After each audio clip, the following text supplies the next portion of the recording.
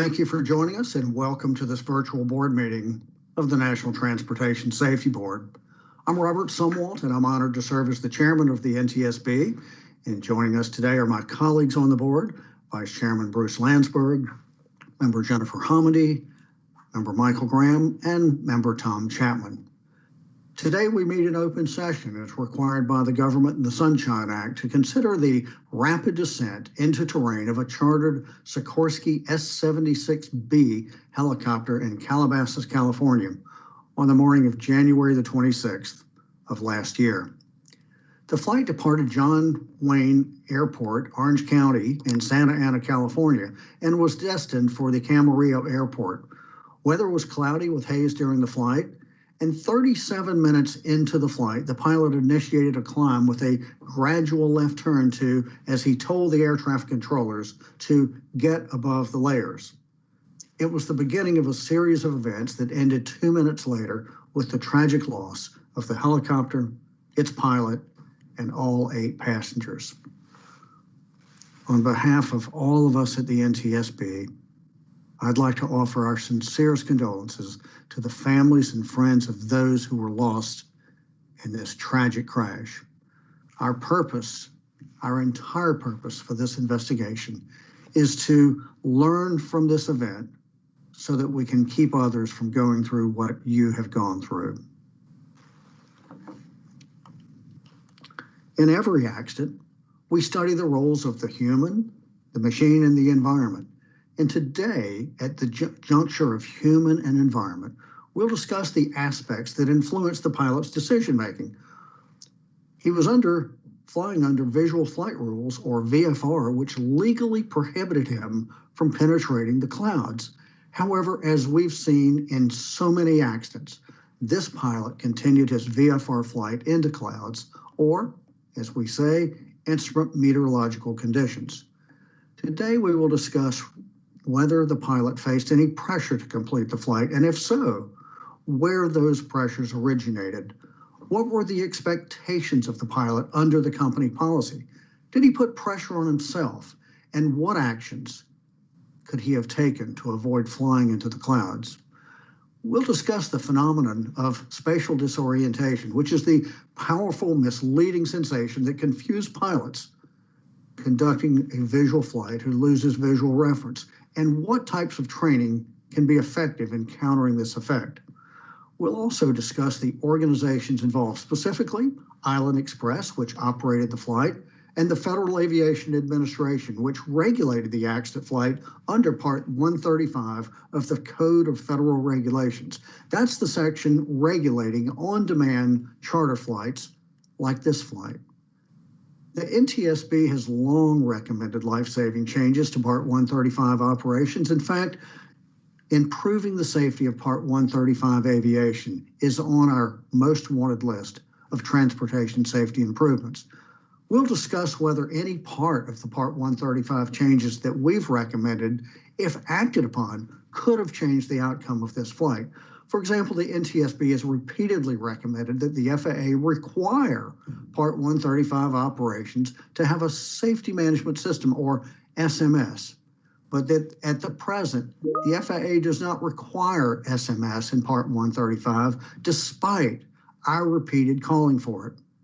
Now, I will say that Island Express did have an SMS, but today we'll discuss the company's implementation of its SMS and the differences between it and a mandatory SMS, which would have been subjected to FAA oversight. The FAA has also recommended that flight data monitoring programs and devices capable of enable FDM be mandated by the FAA in Part 135 operations. FDM is a flight data recording and analysis tool to help pilots, instructors, or operators improve performance and safety. Today, we'll discuss the benefits of FDM as it relates to an operation such as Island Express. And we'll also discuss whether information might be missing from our discussion, because this helicopter did not have a crash-resistant flight recorder system capable of recording audio and images. Such systems can show, for example, visual cues associated with the adverse weather and the pilot's focus of attention in the cockpit. The NTSB has recommended that helicopter flights such as this one, the one we'll discuss, have such recorders. And this flight, this helicopter, did not have such a recorder. Now, each board member has studied the draft report, and each of us has met individually with the investigative staff. Today's board meeting, however, is the first time that we as a deliberative body will have gathered to discuss the report. Today, the staff will lay out the pertinent facts and analysis found in the draft report, and they will present draft findings, a probable cause, and recommendations to the board. And then we on the board will question the staff to ensure that the report that we adopt today truly provides the best opportunity to enhance safety. The public docket for this investigation contains more than 1,600 pages of additional relevant material, and it's available on our website at ntsb.gov. The report will also be available on our website in just a few weeks once any amendments voted upon today are incorporated and the report is finalized for release. At this time, I'd like for each of my colleagues on the board to introduce themselves. Vice Chairman Landsberg, good morning, sir. Good morning, Mr. Chairman. Thank you. I'm looking forward to our discussions this morning. It's great to see you. Member Hamady. Little technical difficulty there. Hi, Jennifer Hamady, and good morning, Mr. Chairman. Good morning to my colleagues on the board and within the agency, and I look forward to the discussion. Great seeing you. Member Graham. Good morning, Mr. Chairman. I'm looking forward to our deliberations today. Thank you. Thank you, Member Graham. And Member Chapman. Good morning, Mr. Chairman and colleagues, and my thanks to our team for the excellent work done on this investigation. Great. I'll now ask the Deputy Managing Director for Investigations, Brian Curtis, to introduce the investigative and support staff who will be participating in today's board meeting. Mr. Curtis. Thank you and good morning, Chairman Sumwall. I'd like to also thank everyone who helped make this virtual board meeting happen today. My only administrative announcement this morning is a reminder for the meeting participants to silence all their electronic devices at this time. Now I will introduce the staff for today's meeting. Unless otherwise noted, the staff members are from the Office of Aviation Safety. Dana Schultz, the Director for the Office of Aviation Safety. Bill English, Investigator in Charge. Mike Richards, Meteorology. Fabian Salazar, Operational Factors.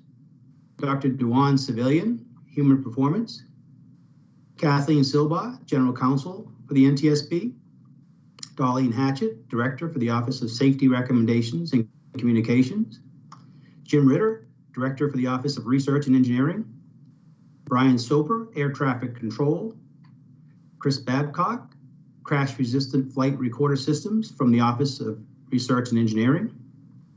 Van McKenney, Airworthiness. Adam Hooray, Airworthiness.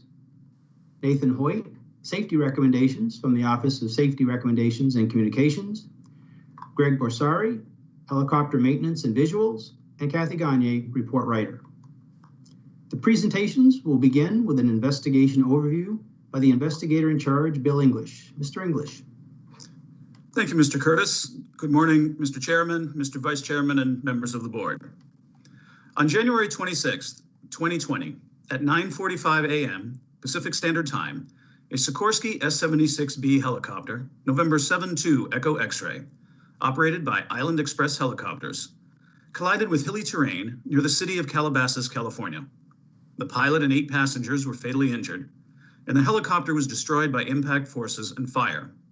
The helicopter was not equipped with a flight data or cockpit voice recorder, nor was it required to be. The flight was an on-demand charter, operated under the provisions of 14 Code of Federal Regulations, Part 135, to take the passengers from John Wayne Orange County Airport in Santa Ana, California, to the Camarillo, California Airport for a basketball tournament. The weather that morning included a widespread area of coastal clouds associated with a marine layer, a stable, humid air mass about 1,000 to 2,000 feet thick, often characterized by stratus clouds at its top and the potential for fog formation in some areas below. There were no hazardous conditions such as icing or thunderstorms. Mr. Richards will have further details on the meteorological factors in his presentation. The flight was operated with a single pilot under Visual Flight Rules, or VFR, as Island Express was not authorized to conduct passenger-carrying flights under Instrument Flight Rules. This is typical for helicopter charter operations. The pilot flying was Island Express's chief pilot, and he had been flying in the area for 10 years and had logged about 8,500 hours. Mr. Salazar will have further information about the pilot's pre-flight preparation and in-flight actions in his presentation. The flight departed at 9:07 and proceeded northwesterly across the Los Angeles metropolitan area.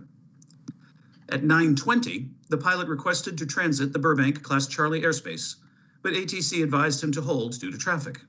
Weather in this area was reported as cloud ceilings 1,100 feet above ground level, with visibility 2.5 miles. About 11 minutes later, ATC provided special VFR clearance to proceed through the Burbank and Van Nuys airspace. Throughout this segment of flight, the helicopter was maintaining an altitude of about 500 feet above ground level. As the flight proceeded to the west out of the San Fernando Valley area, ATC advised the pilot that they would be too low for flight following, and they should contact Camarillo Tower as they got closer. The pilot acknowledged, and the helicopter proceeded to the west, following US Route 101 toward an area of rising terrain at a speed of about 140 knots.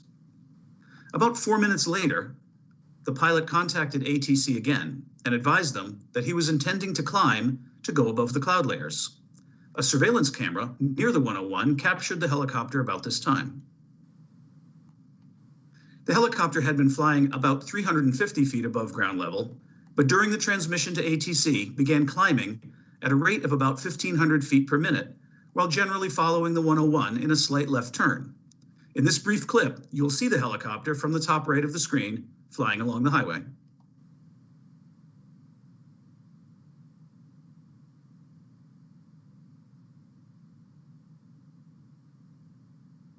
During radio communications with ATC, the helicopter climbed through an altitude of 2,000 feet above sea level, or about 1,300 feet above ground level, by which point it was highly unlikely for the pilot to be able to maintain visual ground contact. The climb reached a maximum altitude of about 2,400 feet above sea level as the helicopter continued a left turn diverging from the highway. The controller asked the pilot's intentions, and he said he was climbing to 4,000 feet. However, by that time, the helicopter was in a tightening left turn and descending rapidly. This maneuver is consistent with a pilot experiencing spatial disorientation in limited visibility conditions. Dr. Civilian will have further details on this phenomena in his presentation. The helicopter impacted hilly terrain on a generally northeasterly bearing at a high speed and descent rate. Safety issues include continued VFR flight into instrument weather conditions due to self-induced pressure and planned continuation bias, leading to spatial disorientation due to physiological factors, including inner ear vestibular illusions. Staff has made recommendations regarding spatial disorientation training and simulation, as well as reiterated recommendations for safety management systems for Part 135 operators and flight data recording and monitoring programs for Part 135 operators.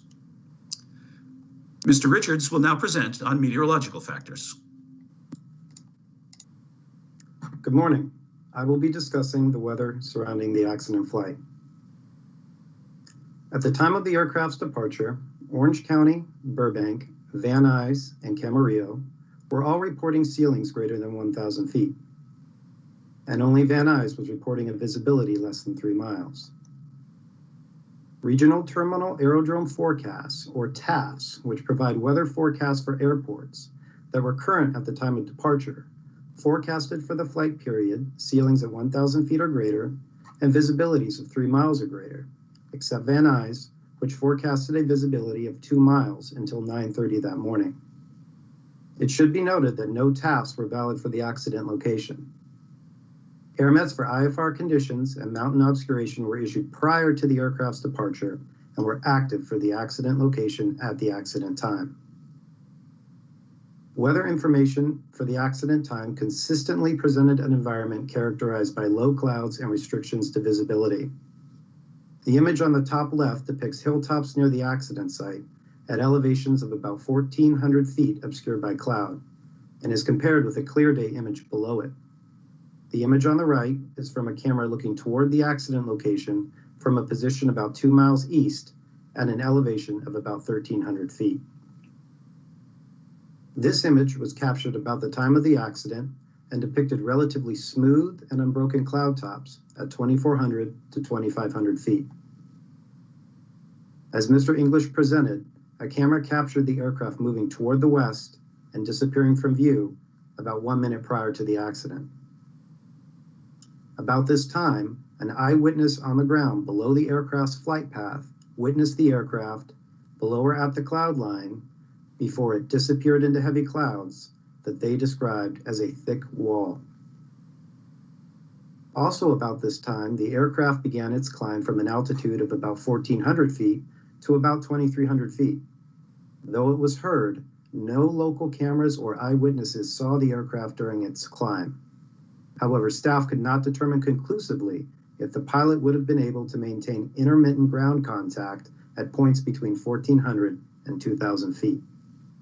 Above 2,000 feet, instrument meteorological conditions, or IMC, prevailed. Thank you. Mr. Salazar will continue with his presentation. Good morning. I will brief you on operations.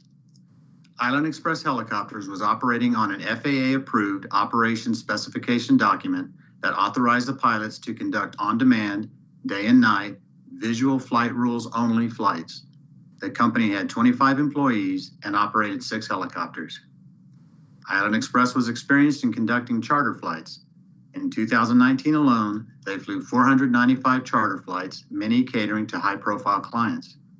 Island Express occasionally received flight requests from an air charter broker who used them exclusively for the accident client's local aviation transportation requests.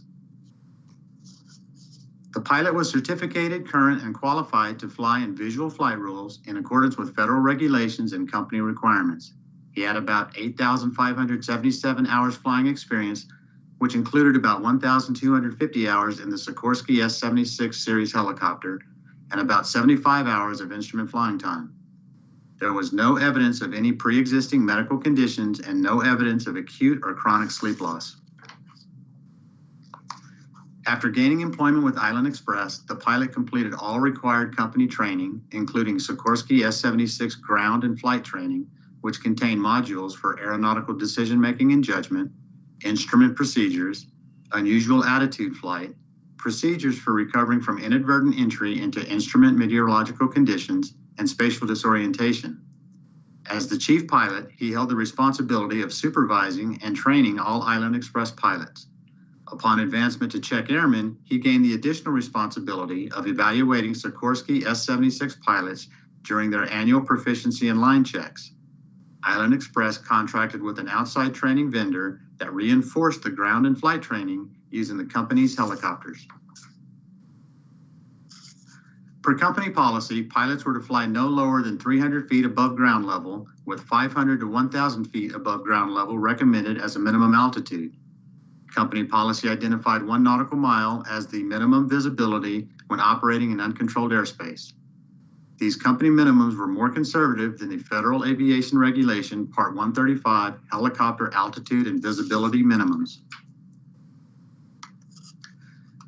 Company policy stated that all flights were to be accomplished in accordance with federal regulations and required pilots to obtain a weather briefing from the approved weather sources, and in the absence of that, by whatever sources are available. About 2 hours before his departure from the John Wayne Orange County Airport, the pilot completed a flight risk assessment that was consistent with weather forecast available at that time. The flight risk assessment fell into the low risk category and required no further actions. The pilot developed a plan to avoid forecasted clouds by flying east and north of downtown Los Angeles and filed a company flight plan. The company's FAA Principal Operations Inspector and the outside training vendor use similar standards for evaluating pilots performing actions after inadvertently entering instrument conditions. While wearing a view-limiting device and referencing the helicopter's instruments, the pilot was to level the fuselage and pitch and roll, maintain the current heading, turning only to avoid known obstacles, apply climb power of 70 to 75%, and adjust the pitch attitude to attain a climb airspeed of 75 to 80 knots. After these steps were accomplished, the aircraft would be in a stabilized climb, and the pilot would then contact air traffic control, declare an emergency, announce instrument conditions, and request vectors to visual flight rules, or if those conditions were unobtainable, request a precision instrument approach to an airport. After arriving over Highway 101, the pilot followed the highway towards Camarillo at an altitude of about 450 feet over rising terrain and maintained an airspeed of about 140 knots while advancing towards a cloud layer. About 2 seconds after entering the clouds, the pilot notified air traffic control that he was climbing to get above the cloud layers.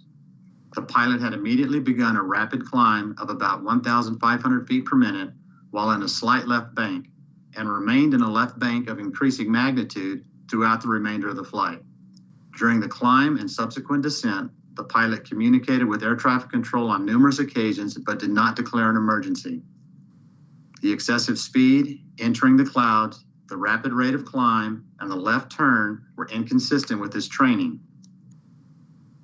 This concludes my presentation. Dr. Civilian will brief you on human performance issues. Good morning. I will discuss the following human performance issues in this accident: pilot decision-making, spatial disorientation, and safety management systems. Several factors may have influenced the pilot to place pressure on himself to complete the flight. For example, the pilot was preferred and trusted by the client, as was Island Express. The pilot likely took pride in these positions of trust with both the client and with Island Express.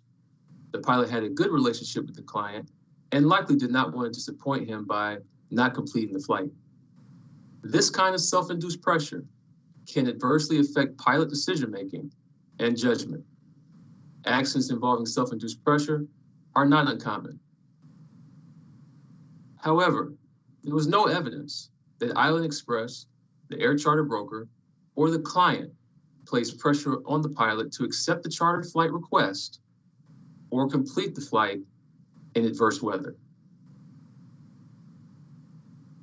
The pilot's flight in IMC was inconsistent with his demonstrated judgment and decision-making observed by company management and pilots. When the flight began entering IMC, it was about 25 miles away from Camarillo, which was reporting VFR weather conditions. Although conditions were deteriorating en route, an alternative course of action was not acted upon by the pilot. The pilot's continuation of the flight, despite deteriorating weather conditions, was representative of planned continuation bias, which strengthens as the pilot gets closer to the destination. Devising an alternative plan before departure would have aided the accident pilot's decision-making in flight concerning whether to continue the flight as originally planned or divert and land at an alternate destination. The pilot's statement to the air traffic controller that he was initiating the climb occurred about 2 seconds after the helicopter entered the clouds. Data show the climb started at a rate of about 1,500 feet per minute, accompanied by a gradual left bank to the left, generally following the US 101. As the helicopter continued climbing into the cloud layer, the pilot's loss of visual references would have required him to transition to the flight instruments to maintain awareness of the helicopter's attitude and track. The inner ear senses balance and orientation. When flying an aircraft and there's a lack of outside visual references, our inner ear can give us a false sense of orientation because our inner ear cannot distinguish between accelerations and tilt. If a pilot cannot see outside visual references, he must rely on flight instruments. When there are no outside visual references, the pilot is more susceptible to inner ear illusions. One common illusion that can trick a pilot's perception into believing he is flying straight and level, but he is in a steady turn, is called the leans. During the climb in IMC, the helicopter entered a steady left turn, conducive for the pilot to experience the leans. The vestibular system will usually detect initial rolling and turning movement. However, once the aircraft is stabilized in a steady rate of turn and angle of bank, the vestibular system will catch up with the aircraft, and the pilot can believe that the aircraft is straight and level when it is not. As the helicopter climbed, the air traffic controller asked the pilot to ident, which required the pilot to move his hand to the center of the instrument panel and press a button. The pilot's tasks associated with communicating with the controller and pushing the ident button introduced operational distractions from his primary task of monitoring the flight instruments. The resultant interruptions in the pilot's instrument scan, head, and hand movements would make him more vulnerable to misleading vestibular cues that could adversely affect his ability to effectively interpret the instruments and maintain control of the helicopter. The helicopter was in a left bank, rapid climb. Its bank increased, and it entered a tighter left turn that diverged away from US 101. The increasing bank would exacerbate the aspects of the leans. The resultant descent and acceleration were conducive for the pilot to experience a semitographic illusion, in which he would incorrectly perceive that the helicopter was climbing when it was descending. As the helicopter continued its steep descent, the pilot was either not referencing the helicopter's instruments or having difficulty interpreting or believing them due to the compelling vestibular illusions, and he did not successfully recover the helicopter. 2010 to 2019, the NTSB found that there were 184 fatal aircraft accidents related to spatial disorientation, 20 of which were fatal helicopter accidents. The NTSB has long recognized the value of cue-based and scenario-based pilot training to help reduce the risk of accidents involving continuation of flight under VFR into restricted visibility, a key risk factor for spatial disorientation. Simulation devices can provide representations of deteriorating weather conditions that cannot be realistically duplicated during flight training conducted in helicopters in BMC. This can help pilots safely practice decision-making skills and procedures needed to recognize and respond to changing weather conditions in flight. Staff has proposed a recommendation in this area. Effectiveness of spatial disorientation recognition and recovery training for helicopter pilots. The United States Helicopter Safety Team has established goals for promoting the wider use of spatial disorientation simulation technology. Increased use of this technology to supplement pilot training shows potential for helping pilots develop skills to detect and recover from vestibular illusions that could lead to spatial disorientation. Objective research to evaluate spatial disorientation simulation may help determine which applications are most effective for training pilots to recognize the onset of spatial disorientation and mitigate it. Staff has proposed a recommendation in this area. Company safety management system included safety policy, safety assurance, safety risk management, and safety promotion. The president of Island Express was aware of, but not involved with the SMS. The SMS was neither required by the FAA nor part of the company's FAA-approved or accepted programs.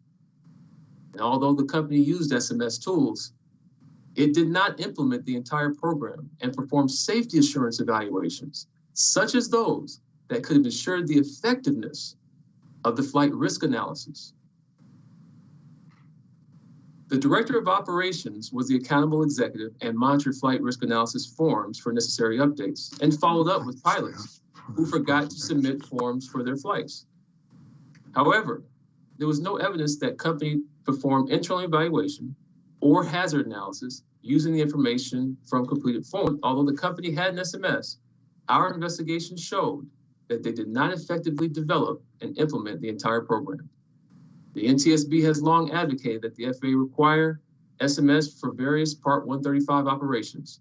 Staff proposes reiterating a recommendation in this area. This concludes my presentation. Thank you, Dr. Civilian. Mr. Chairman, that concludes our presentations, and staff is prepared to answer any of your questions. Thank you very much. I want to thank staff for those presentations. I also want to thank the staff for a very good investigation. We try to complete our investigations within about 12 months, and you've hit that mark. So thank you very much for that. We'll now turn to the board member questions, and we will do 5 minutes per board member, and we will do as many rounds as we need to. So Vice Chairman Landsberg, you're recognized. Thank you, Mr. Chairman. I'd like to just make a statement. I'm really saddened by this crash, and we use the term crash rather than accident. And I think it's important to understand the distinction. An accident is something that is unforeseen, unpredictable, if you will. Unfortunately, this wasn't. We pretty well know what happened. We have a very good idea of why it happened, and we absolutely know how to prevent these kinds of crashes. And it's a leading cause of fatalities, as Dr. Civilian has pointed out. We're averaging one helicopter crash of VFR into instrument conditions every 6 months for the last 10 years. So I guess the question I have to ask is, what part of cloud, when you're on a visual flight rules program, do pilots not understand? I'd like to start by asking a question here about the autopilot, because autopilots are not subject to spatial disorientation. Mr. English, how effective was the autopilot on the S-76B? Yes, Mr. Vice Chairman, this particular helicopter was equipped with a very sophisticated autopilot called a 4Q or 4-axis autopilot. It is actually certified for instrument flight, so it can control pretty much every aspect of the helicopter control. So it's absolutely capable of flying the helicopter without pilot input, is that correct? The pilot has to set it up and tell it what to do, but it can certainly control the helicopter very well. So it could be set on heading and pitch. So when the pilot, after he'd missed the opportunities to turn around, to land, to start executing a alternative plan, he could have, as he entered the instrument conditions, set the autopilot up so it would stabilize the aircraft and continue a climb up through the clouds. Is that correct? The typical training that helicopter pilots are given, including this helicopter pilot, and we know this for a fact, their training for inadvertent IMC is to level the aircraft using the flight instruments manually. That's quicker. And then, as appropriate, engage the autopilot, as you mentioned, and command an altitude hold or a heading to or climb to then exit the conditions. Is it difficult to activate the autopilot? Is it a major distraction, or is it fairly straightforward? It does depend on exactly what he wants to do with the autopilot, which is why they level the aircraft first, so it doesn't do some unintended command on the helicopter. But it is a part of his training, and the behavior that we see, the turn, the rapid climb, the maneuvers that they made were not consistent with the IIMC training that this pilot received. And I think it was made very clearly, they were getting regular training on these kinds of operations. Is that correct? That's correct. This is a regular part of their yearly proficiency training. You know, one of the things is, as I was reading up about this this crash, the U.S. Helicopter Safety Team and HAI, the Helicopter Association, have long come up with programs to deal with it. I think they had a program, still have, that's called Land and Live. And one of the things with helicopters is that you can put them down almost anywhere, a football field, something half the size of a football field, if necessary, unlike fixed wing where you need more space.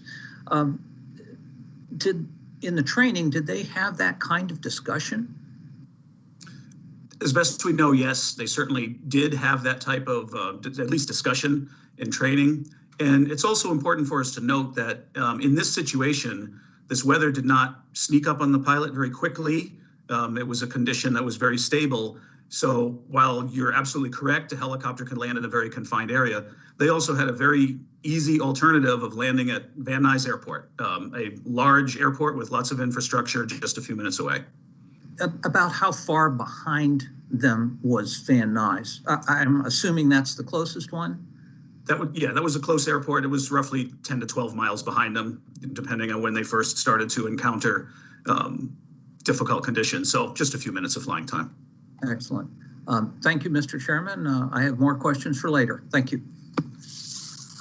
Chairman, thank you very much. And Member Hamady.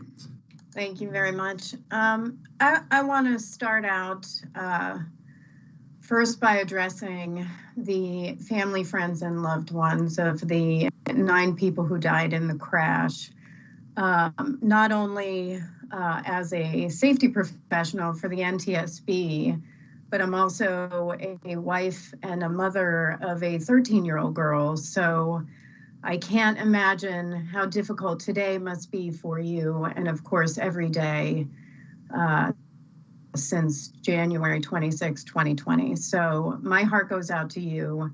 And I'll get into this later, but after today, today is just the beginning of the board's action to improve safety, improve aviation safety, and to ensure that a similar accident doesn't occur again. And we'll get into that a little bit more in the board meeting.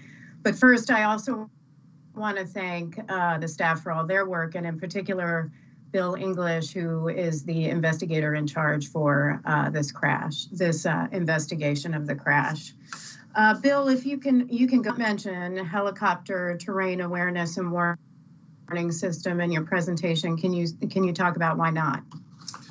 Yes, ma'am. Certainly, helicopter terrain awareness and warning system, or HTAWS, is one of a number of technologies that are installed in aircraft or can be installed in aircraft that aid the pilots in, just like it sounds, their awareness of terrain. These devices are designed for a class of accidents we call CFIT, or controlled flight into terrain, in which the aircraft, while under control of the pilot, generally either in instrument conditions or maybe night conditions or other difficult conditions, the pilot is not aware of the terrain. Maybe they turn the wrong way or descend below a prescribed altitude. The system, using GPS and a detailed database and other equipment such as radar altimeters in the aircraft, can warn the pilot that they are about to come up close to dangerous terrain. We do have recommendations, as you yourself have talked about, to install this on helicopters. However, this scenario of this accident is not consistent with a controlled flight into terrain scenario. This pilot had every indication that he was aware of the terrain along the Highway 101 as it was rising towards Calabasas. The radar and ADSB returns that we have on the helicopter show he was doing, intent was to climb away from the terrain. So at no time was he ever in that type of danger in the early portions of the accident. He already was aware of the terrain somehow. In the final seconds, the rapid descent into the higher terrain where the accident site was, at that point, the aircraft is not in control. As Dr. Civilian discussed, the pilot doesn't really know which way is up. So this type of system would not aid in that situation. It was beyond the parameters and would likely just be more of a confusing factor than anything else. So while it's great technology, we just don't think it applies here. Thank you, and that's a great explanation. And let me ask you, you mentioned maintaining ground contact, helicopter operators, and maintaining ground contact, and you mentioned him following the 101, and we had previously talked about him entering a slight left turn. Many people I've seen have said, well, he was probably just trying to turn around, trying to escape the weather? Why do we know that is not the case? And could you talk about what we do mean about maintaining ground contact? Yes, I'll make it quick. I see the time is running short, but we're talking about visual ground contact, not physical contact with the ground. Helicopter pilots typically navigate by, just like it sounds, looking outside, looking at the ground. In the time period that you're talking about, as the pilot was nearing this slight rise in the grade of the highway, we can see that the helicopter begins to climbing into the clouds and lower visibility conditions. Most likely looking straight ahead, the pilot would see nothing but gray into the cloud. But it's possible to see the highway and houses and things looking straight down. That's consistent with the path of the helicopter. The highway bends slightly to the left there, and the helicopter follows that bend. So we believe that this is consistent with the pilot doing just that, unconsciously setting up that left turn, which then leads to the situation which Dr. Civilian described as the leans. Thank you very much. Member Hamidi, thank you very much. Great line of questioning. And Member Graham. Thank you, Mr. Chairman. I've really struggled with this accident because I'm a career aviator, although a fixed wing aviator, not a helicopter pilot. But I've spent a lot of time with this actions actually work. So I spent a lot of time looking at the industry associations out there working with safety of helicopter operations, and I pull a few things from there. And one of the very interesting things about they talk about spatial disorientation on a lot of their safety bulletins is what's the best cure for spatial disorientation, and it's their number one advice is never get into it in the first place. So never get into the weather. So I want to go over a little bit about how to avoid inadvertent instrument meteorological conditions. And I took this right off the United States Helicopter Safety Team's website. And first of all, it's get a good forecast for departure, en route, and arrival. And we believe this pilot did get that. We're not exactly sure what he updated before he left the Santa Ana airport, but we believe he was well aware of that weather en route. The next thing it says is check the weather ahead of you en route, use ATC and flight watch during flying. So do we have any evidence that he was checking the weather or was aware of the weather had changed from the forecast en route as he left Santa Ana and proceeded to the north?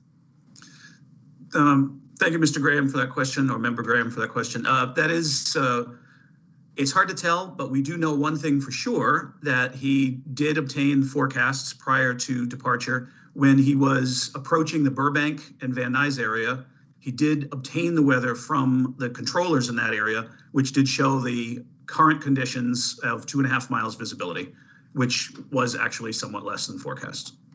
Okay, and he also, when he checked in with Burbank Tower, was he not updated on the weather, or should he have had an idea what the weather was? Because they told him it was what, IFR?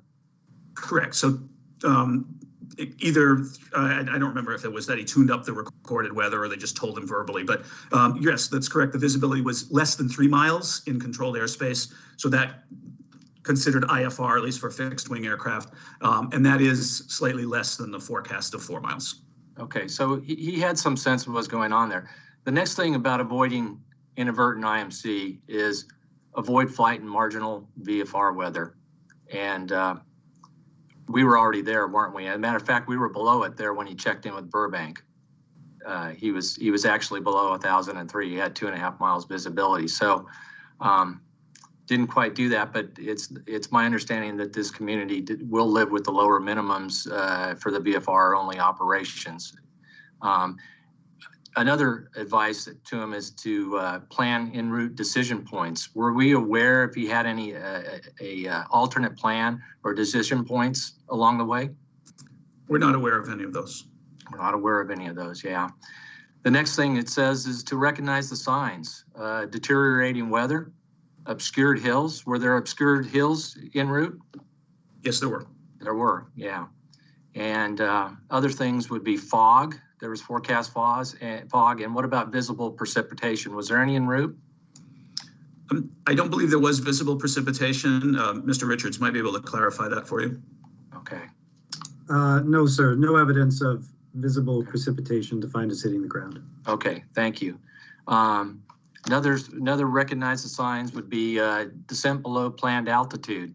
I believe the operations recommended 500 feet AGL to 1,000 feet AGL. Had he gone below that?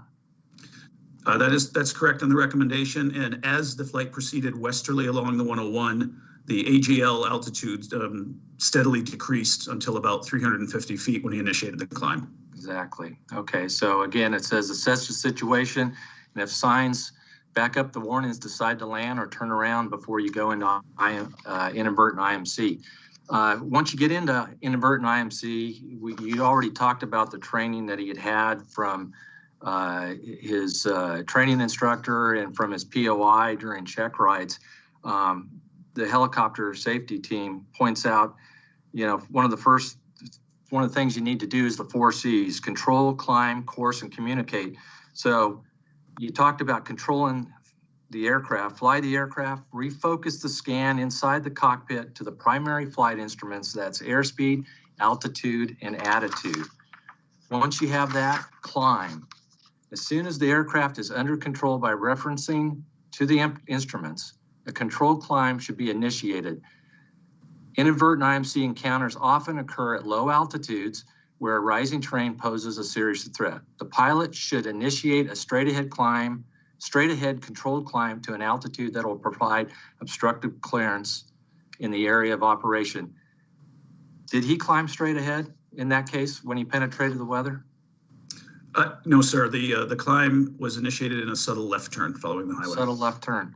So he didn't follow his training. Do you feel he committed to the instruments in this case? The path and behavior of the helicopter is not consistent with committing to the instruments. Exactly. I agree with you wholeheartedly there. So, yeah, I'm just concerned about all this as a fellow aviator. He didn't even follow the training. So I see my time's about up. I just say, as long as we continue to have VFR-only helicopters continuing to flirt with marginal weather and sometimes submarginal weather, low altitudes, low ceilings, limited visibility, unfortunately, a certain percentage of them will stray into inadvertent IMC, and unfortunately, a certain percentage of them will not come out alive. Thank you, Mr. Chairman. Great points, Member Graham, and thank you for those questions and comments. Member Chapman. Thank you, Mr. Chairman. This was a tragic crash. Back to the young people lost in the tragedy. I know I'm joined by my colleagues in seeking to ensure that some positive impact will result from the attention focused on this accident. The circumstances are painfully familiar to anyone with knowledge of trends in aviation safety. As we saw in the opening presentation from our investigative team, 184 fatal aircraft accidents occurring between 2010 and 2019 were related to spatial disorientation. 20 were fatal helicopter accidents. I am confident that many and perhaps most of these accidents involved pilots inadvertently flying into weather conditions for which they weren't prepared or equipped. As Member Graham pointed out very nicely, the lesson to be learned is for pilots to take this risk seriously, to adhere to their training, and to ensure they avoid the deadly risk posed by inadvertent flight into instrument weather conditions. To our investigative team, I know you're aware that I have a concern about identifying self-induced pressure as a contributing factor in the draft probable cause, which we'll consider at a later point in today's meeting. Certainly, it could be that self-induced pressure played a role, and it's reasonable to discuss it as a possibility, but there is little objective evidence on which to base the finding that it actually contributed to the pilot's decision-making, and to me, the conclusion seems speculative. Would you please elaborate on the findings of the investigation on this point? Thank you, Member Chapman, for that line of questioning. Dr. Civilian is prepared to respond to that question. Thank you. Thank you. The objective evidence that we collected at Island Express was through interviews. And what those interviews let us know was that the relationship between the pilot and the client had turned into a friendship over the years. That the client allowed the pilot to fly his children without his ship that they had was very close. And when we look at human factor psychology, we look at the decisions that people make based off of the perception of a situation. And in this case, en route, this type of relationship that he had with the client can lead to self-induced pressure during the en route portion of the flight. And so that is why it's the objective evidence from the interviews that helped us understand that relationship and the effect that it can have on pilot decision making.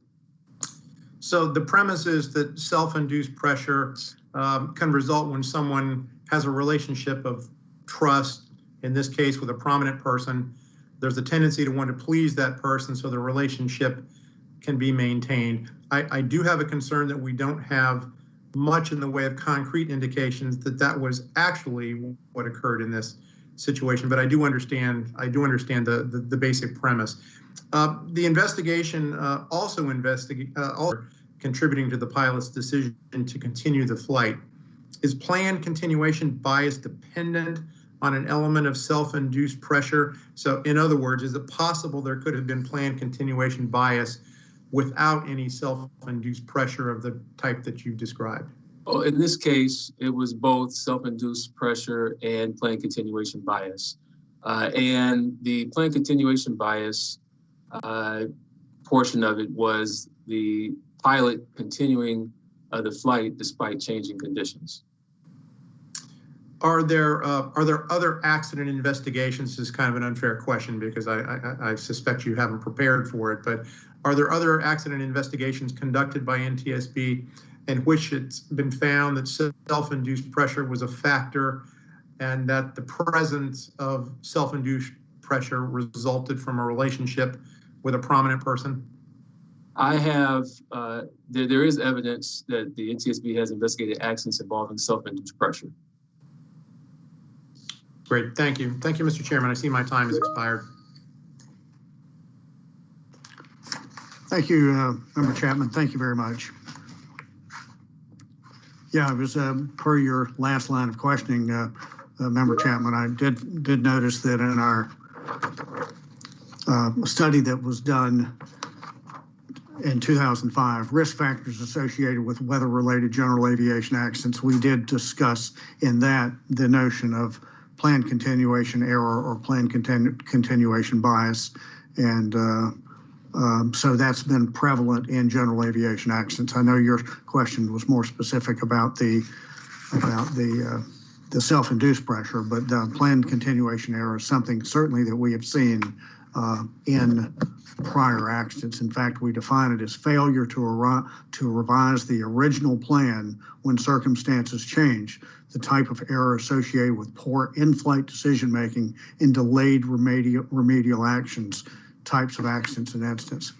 I want to hit on something that has really, I've thought about for the last year. I remember right after the crash, one of the reporters covering it mentioned that the pilot may have been disoriented.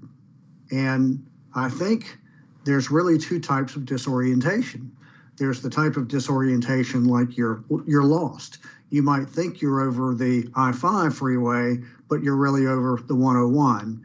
And that's not the type of disorientation that we're talking about here at all.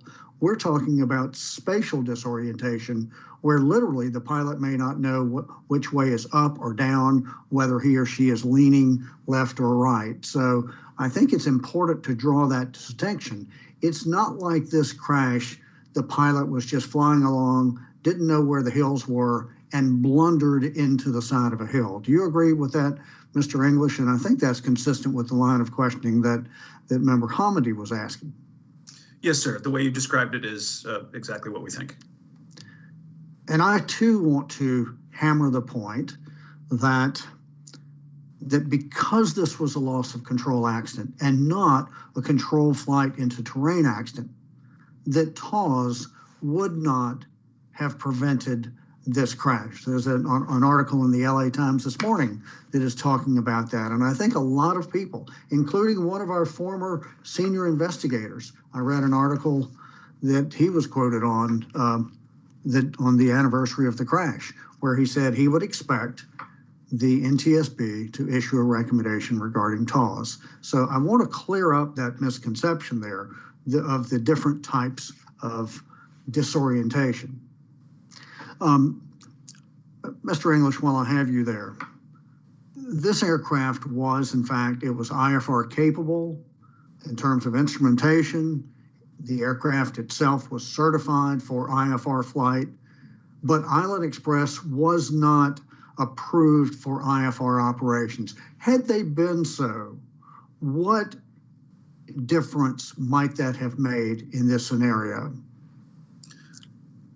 Of course, would call for a little bit of speculation, but if you're asking about making this flight under IFR, for an appropriately certified IFR operation, this would not have been a difficult flight. That's right, because instead of trying to scud run, and that's a term we use in aviation, instead of trying to stay under the clouds, you could have climbed up into the clouds and flown legally and safely if the pilot is properly trained and if the aircraft is properly maintained and certified for IFR. Is that correct? Yes, sir, that's correct. It would seem to me that if you are carrying passengers for charter, generally speaking, like this was a charter flight, it would seem to me that these flights should be operated under IFR. I realize that certain types of operations you cannot operate under an IFR clearance, such as logging or airborne law enforcement operations or sightseeing. But if you're carrying passengers for transport, it would seem safer that helicopter operations be approved for and operate under an IFR flight plan. We've seen numerous helicopter air ambulance crashes where the pilots are staying down low and they either run into something like ground or terrain or obstacles, or they climb up, they have an inadvertent IMC encounter. So I'm going to wrap it up here, but it would seem to me that that there would have been a business case for Island Express to have actually had their operation IFR certified. They canceled 150 flights in the previous year. And so anyway, I know we don't have a recommendation for this, but I believe that if flights could get up and fly in the clouds legally, there would be an increased safety margin. I'm out of time. Do you have any thoughts about that, Mr. English, given that I'm out of time? I have nothing to add, sir. Thank you very much. Vice Chairman Landsberg, we'll begin with you for the second round. Thank you, Mr. Chairman. I'd like to explore that a little bit farther. Mr. Richards, I'd like to review a little bit more on the weather. So the forecasts at all of the weather reporting stations, we refer to them as TAFs, terminal area forecasts. How large an area around an airport does a TAF encompass? So the forecast is valid, technically speaking, 5 statute miles from the center of the aerodrome. So we could say a radius of 5 statute miles around the airport. So where the crash actually occurred, it was outside of the TAF area, is that correct? Correct. It was significantly outside the closest TAF site, which would have been Van Nuys. Okay. And there was also, I believe you referred to the term as AirMet. Could you explain the AirMet about IFR and mountain obscuration for some people who might not be familiar with that? Sure. The AirMet is a product that's issued by the Aviation Weather Service National Weather Center. It's intended to advise pilots of potentially hazardous conditions in areas that they may fly. In this case, the National Weather Service had issued 2 airmets. One was for IFR conditions, which in that context indicates ceilings less than 1,000 feet and or surface visibility less than 3 statute miles. And there was an airmet issued for mountain obscuration, which is intended to convey that there is a threat of terrain in these areas may be obscured by cloud. So in this case, it's also is it unusual that with the marine layer, as it comes in contact with the hills moving away from the ocean, that you would have the cloud layer coming down while the terrain is going up? In a setup like this, it would not be, it wouldn't necessarily be a guarantee that you would find the low conditions at certain locations, but it would certainly not be a surprise. The ingredients are there for lower conditions, particularly in the area of variable terrain.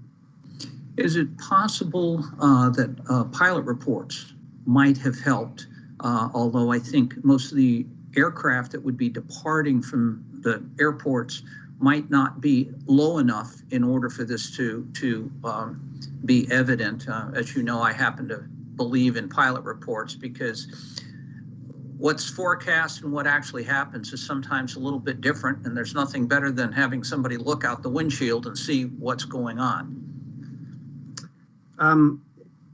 Pilot reports are a very important source of weather information for pilots, both on frequency and then if they're collected by, say, air traffic controller. If they're disseminated long line, they're available across the world if someone needs to read those.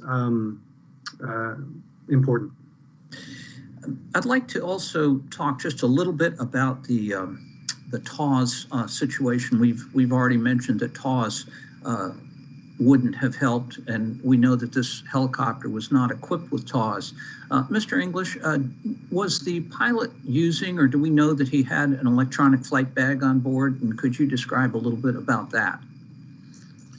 Yes, sir, Mr. Vice Chairman. The pilot typically used ForeFlight, which is a commercial electronic flight bag, works on an iPad, very popular amongst pilots. What that software does, running on the tablet, is charts, other information about airports, and it does include some other features such as it's rudimentary, it's not certified, but it does include a hazard advisory feature, depending on which level that you buy, that using the terrain, the chart database, and the GPS position that's fed into the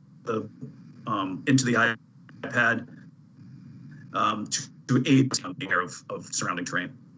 So I'm familiar with it because I use it myself, and it includes a terrain. It'll give you a terrain warning. You also have the option of synthetic vision. If you want to select that, it's merely a button push. And it also provides you with the weather conditions at all of the surrounding airports, which we know isn't necessarily helpful because we're outside of the TAF area.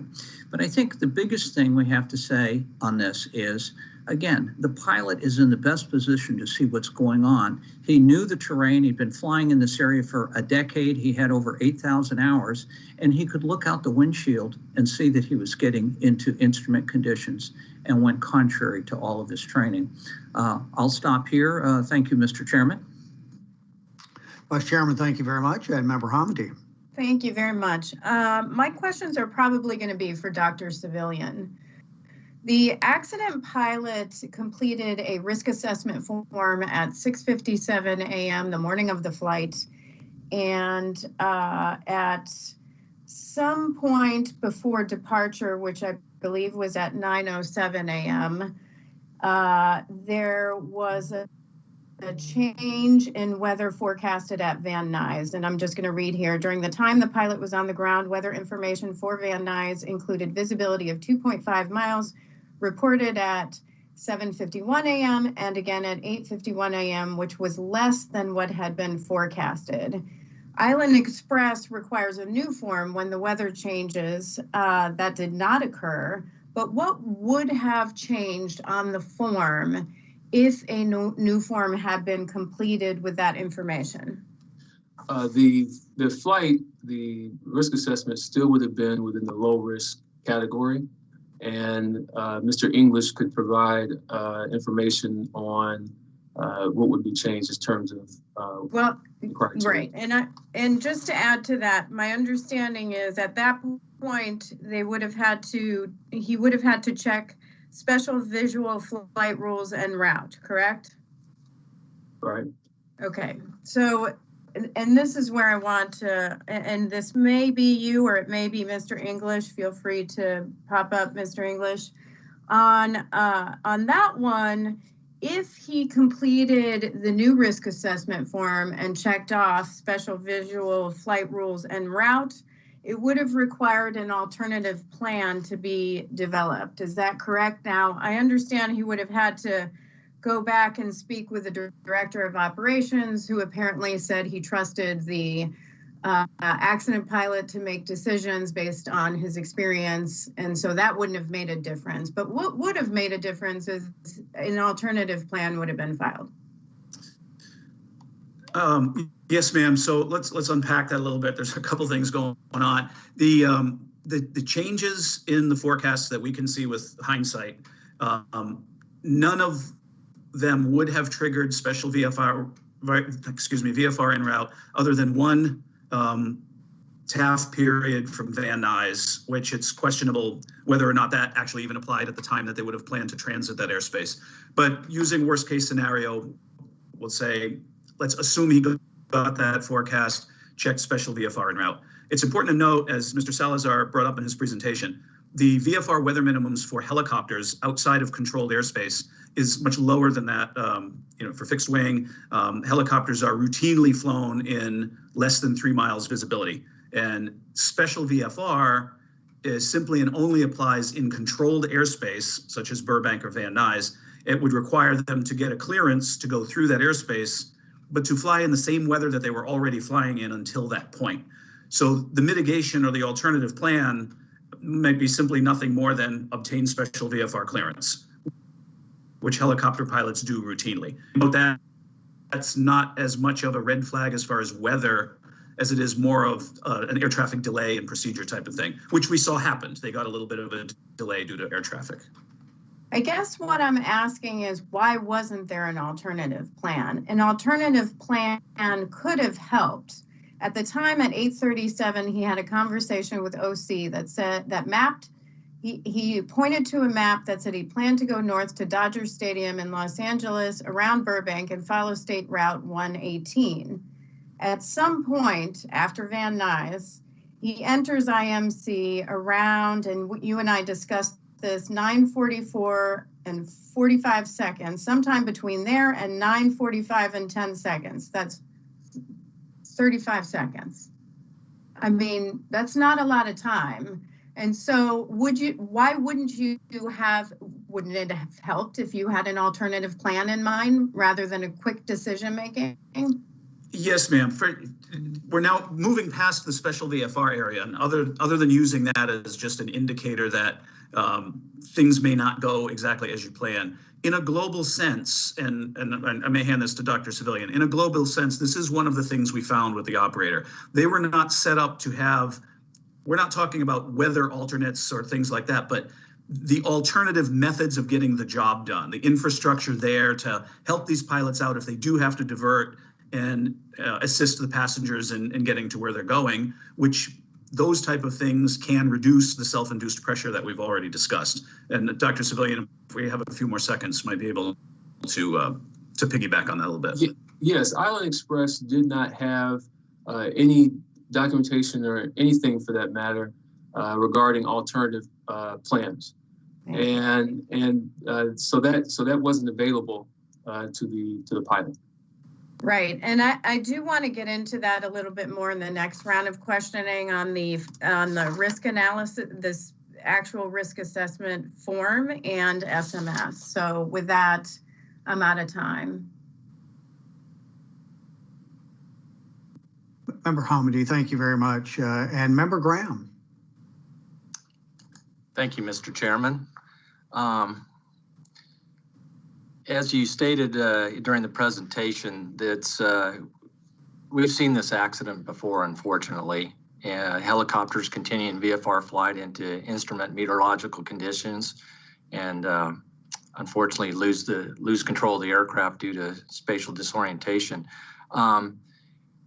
In the last 7 or 8 years, what has the FAA or the industry done to try to eliminate this type of accident? I think Dr. Civilian has some background on some efforts in that area. Thank you. Yes, alongside the training that pilots take, there's a lot of guidance from industry associations regarding what a pilot should do if they get themselves into this situation. The United States Helicopter Safety Team has also worked on procedures and documentation to help pilots understand the risk associated with flying into instrument meteorological conditions. So there's a lot of effort there by the industry to help pilots in those circumstances.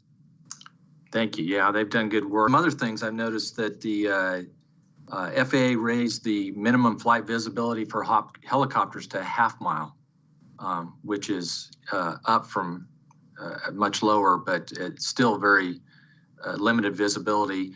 I noticed air ambulance pilots, they've required them to hold instrument ratings, and also for the air ambulance helicopters to have the HTOS system. They've also required Part 135 helicopters to have radar, which this pilot and this aircraft actually have. But it looks like from the data that the statistics that this really hasn't helped a whole lot. As a matter of fact, we still average about 2 of these types of accidents a year, so it hasn't changed much. I'd like to switch over to instrument ratings. I know I'd like, at least for the fixed wing operators, probably don't understand instrument ratings as far as helicopters go. So is it, this pilot, I think we put out that he had about 75 hours of instrument time. Do we know if any of that time was in a actual simulator, or was it all simulated in the actual helicopter? I don't know that we have it broken down that to that much granularity. Mr. Salazar can break it down as best we know. Sir, we only have a resume or a documentation from Island Express that showed the 75 hours of instrument time, but it didn't break it out into simulator versus actual aircraft. Okay. Did I actually see something that we might believe he only had 7 or less than 7 hours of actual instrument time? There's no documentation that shows any of his actual instrument time, sir. Okay. Okay. So we don't know. And actually, through my research, I found out, and this isn't the whole helicopter industry, but this is a vast majority of them have very little actual instrument time. A lot of them have very little simulated time in a simulator by being in a vision device, in reduced vision of device in an actual helicopter. So I know there are some instrument pilots out there in helicopters that actually have no actual instrument time, which is hard for a fixed wing pilot to believe, but that's not very conducive for good training and good instrument time. Is instrument flying a perishable skill? Absolutely. Yeah, yes, it is. And do we know if this pilot was actually instrument current? We do not have documentation to support that he was instrument current. Yeah, and I think we find in much of this VFR only operations that many of the pilots are not instrument current. So, and instrument flying being a perishable skill, once you do enter an inadvertent IMC situation, it'd be very, very difficult to transition to your instruments and trust them if you're not current on them. And I see my time's up, so thank you very much. Member Graham, thank you very much. Member Chapman. Thank you, Mr. Chairman.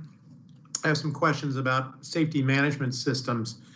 In 2016, NTSB recommended to FAA that all Part 135 operators should be required to implement safety management systems.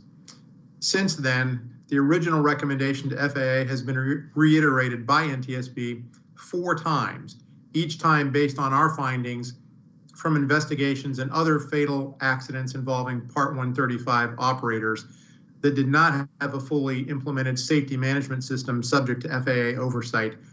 Today, it's likely we will again reiterate the recommendation to FAA. This would be for a 5th time, and essentially this is 5 years after the initial recommendation. Apparently, there are some indications that FAA is considering action on this, but it appears to be a longer-term initiative for the agency. Is that correct? And how confident are we that FAA will eventually act on the recommendation?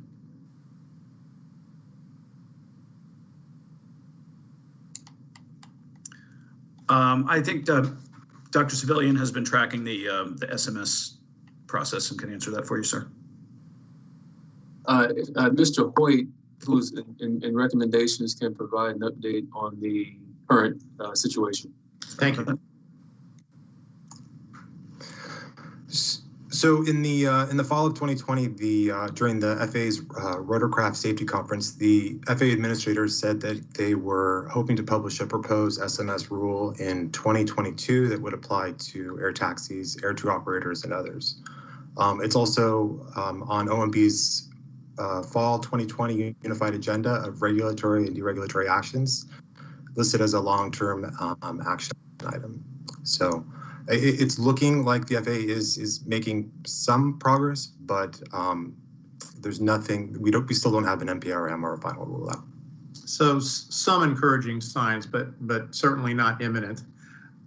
This next question, I'm not sure who is best equipped to answer it. This has to do with the effort underway in anticipation of our most wanted list. You all are aware that work is underway in preparation for the adoption of the NTSB's 2021-2022 most wanted list. And I see that requiring safety management systems in all commercial aviation operations is among the issues under consideration. Am I correct that the primary audience for that proposed most wanted list item would be industry associations and operators and not the FAA? Whoever can speak to that best, I appreciate an answer. Yeah, I think, again, that would be Mr. Hoyt's area. Yes, if you could repeat your question one more time, I'm sorry. Yeah, it has to do with the work that's underway on the next version of our most wanted list. The proposal to focus on safety management systems for all commercial operators, that effort appears to me from the materials provided to us, that appears to be focused on essentially on industry adoption of safety management systems, not on FAA taking action to require safety management systems. Is that correct? Well, it would be both. I mean, we're wanting to reach out to industry so that they can voluntarily implement an SMS program, but we're also still wanting the FAA to require that. So obviously we're sticking to our guns in terms of pressing FAA, but it sounds like we have more hope of progress when it comes to encouraging the industry to take voluntary action. Correct. Today, I don't anticipate that we'll make any broad recommendations to industry regarding adoption of safety management systems. Are we missing an opportunity to do so?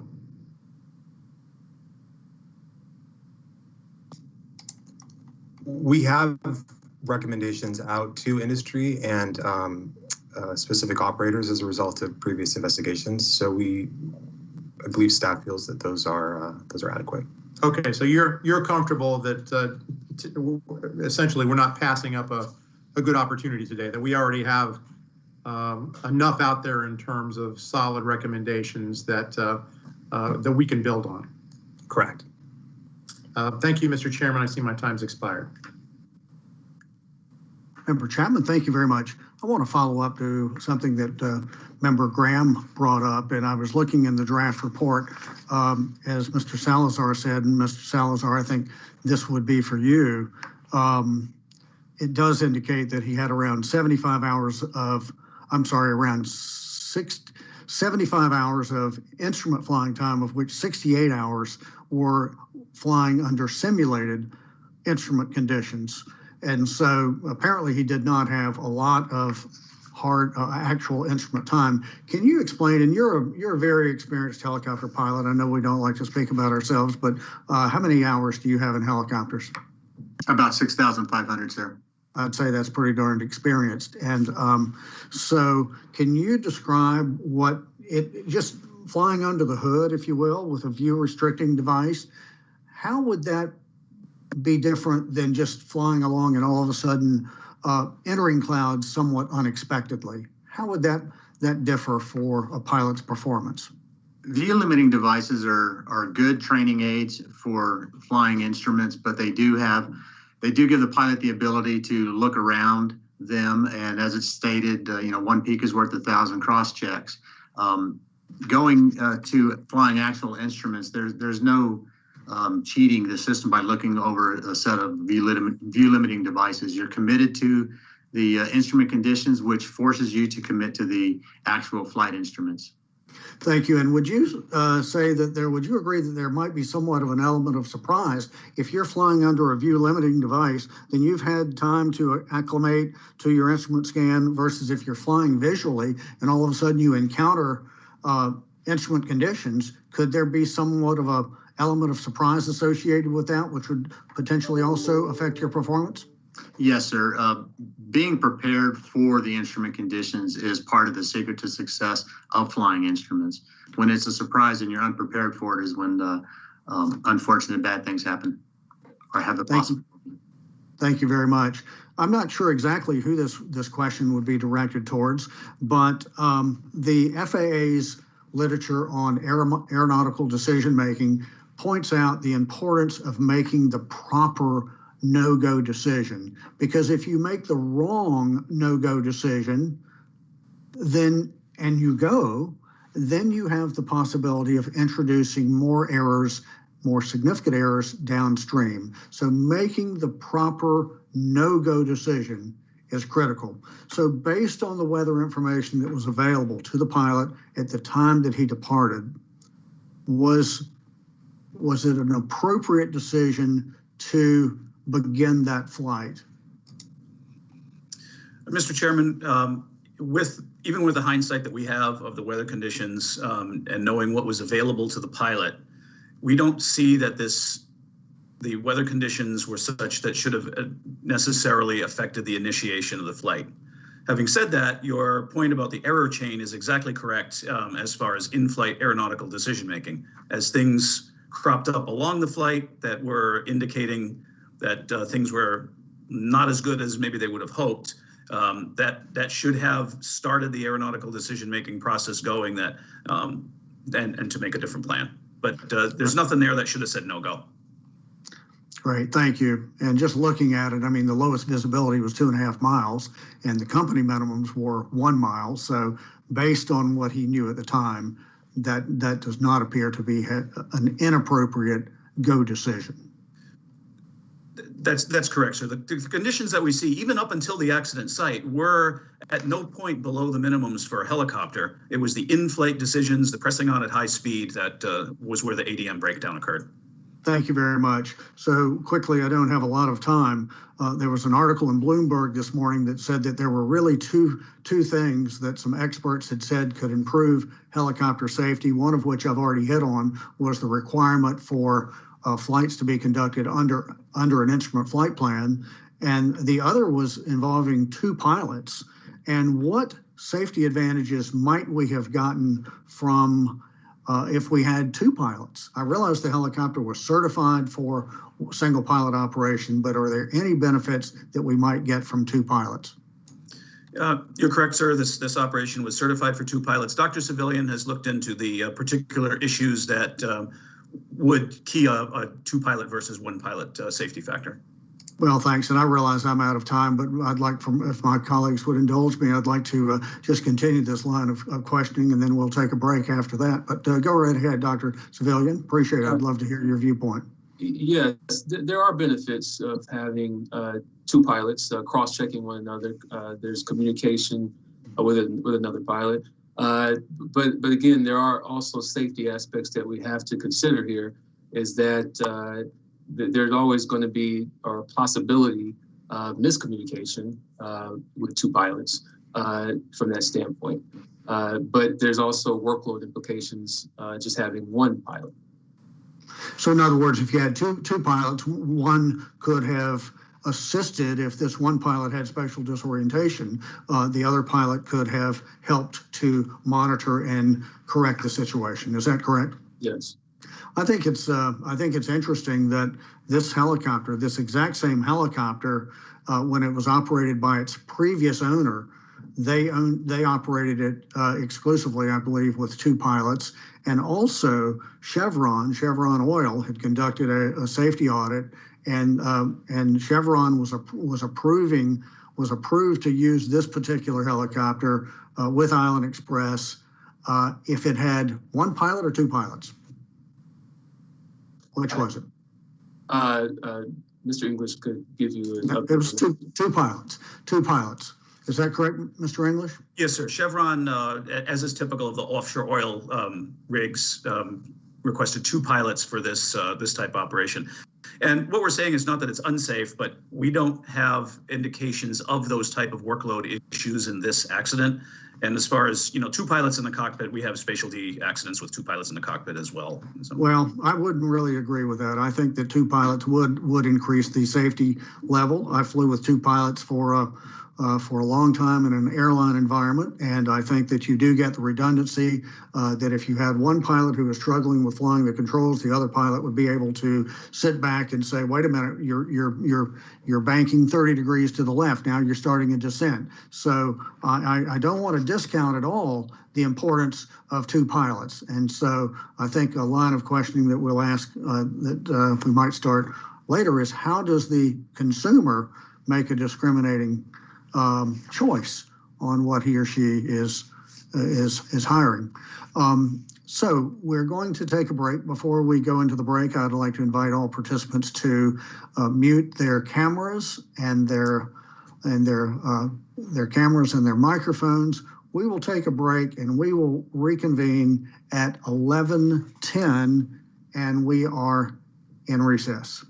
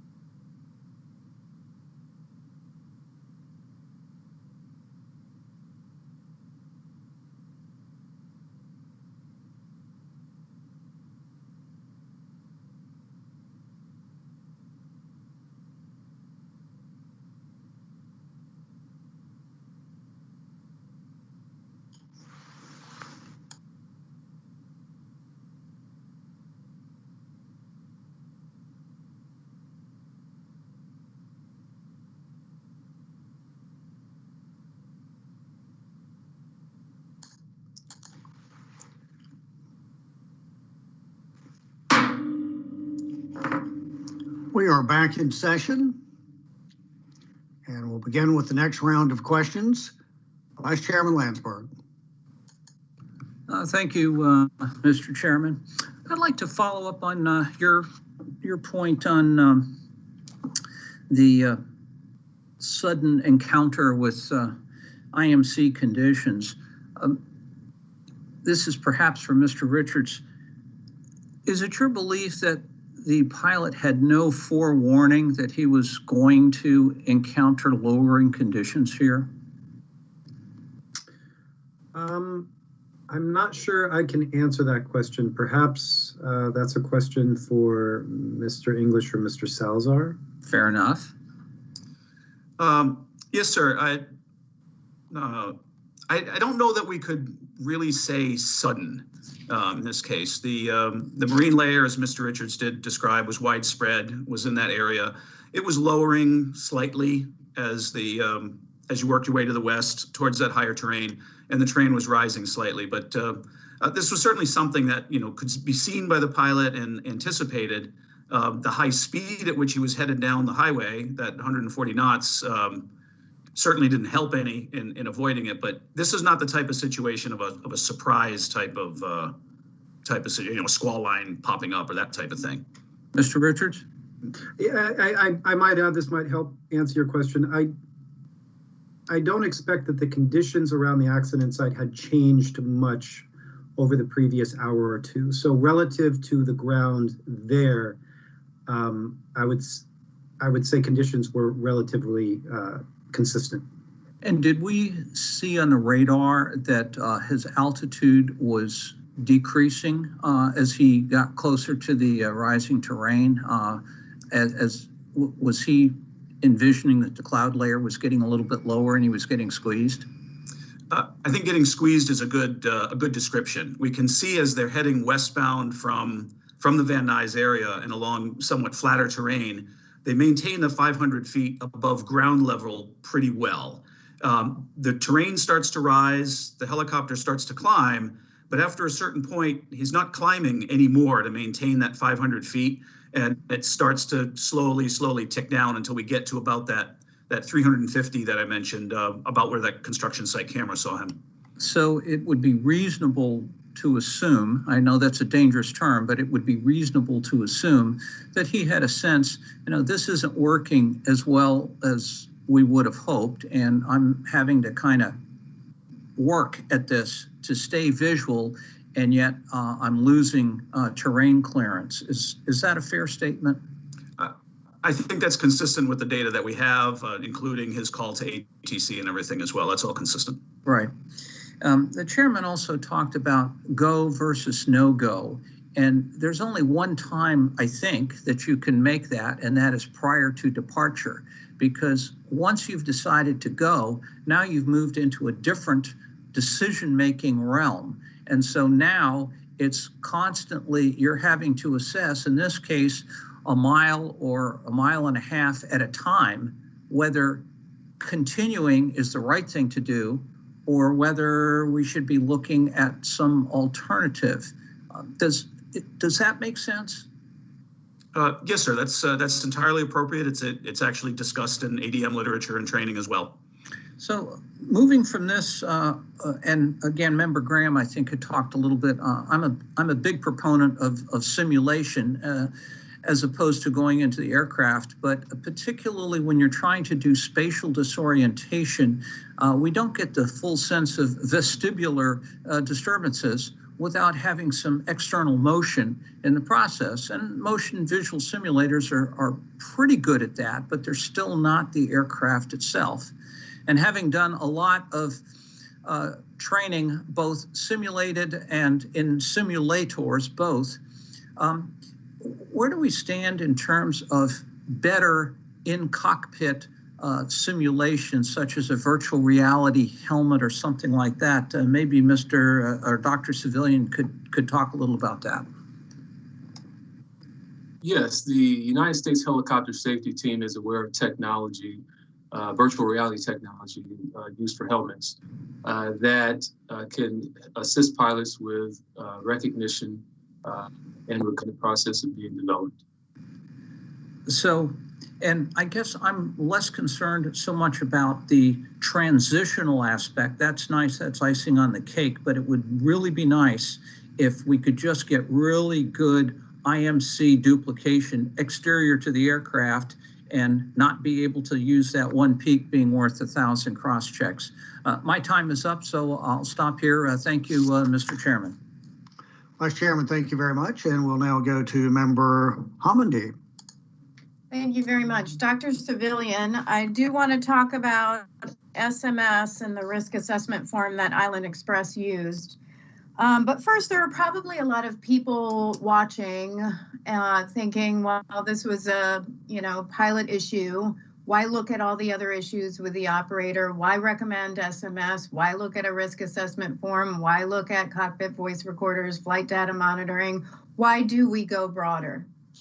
Because we want to ensure that we have an effective overall investigation and that we are looking into the details in all aspects. Like you noted, safety management systems involves the company, and we do look at company organizational factors. Thank you. And with that, you mentioned 4 areas of safety management systems: safety policy, safety assurance, risk management, safety promotion, which were in the company's materials. Was it carried out that way? No, it wasn't.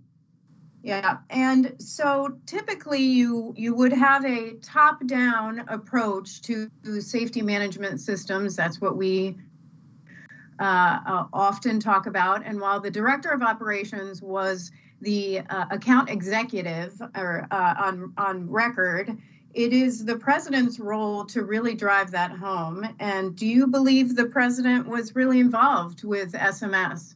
The evidence suggests from the interviews that we conducted that the president was aware of, but not involved in the company SMS. And should be, though. Absolutely, because it starts at the top of the organization. Yeah, in fact, he said, my role as president, so at the end of the day, it all stops with me. But then he says, I'm not in the day-to-day operation at Island. And then when asked about SMS, he said, I wouldn't say I'm involved with safety management systems. I'm aware of it and how it's structured.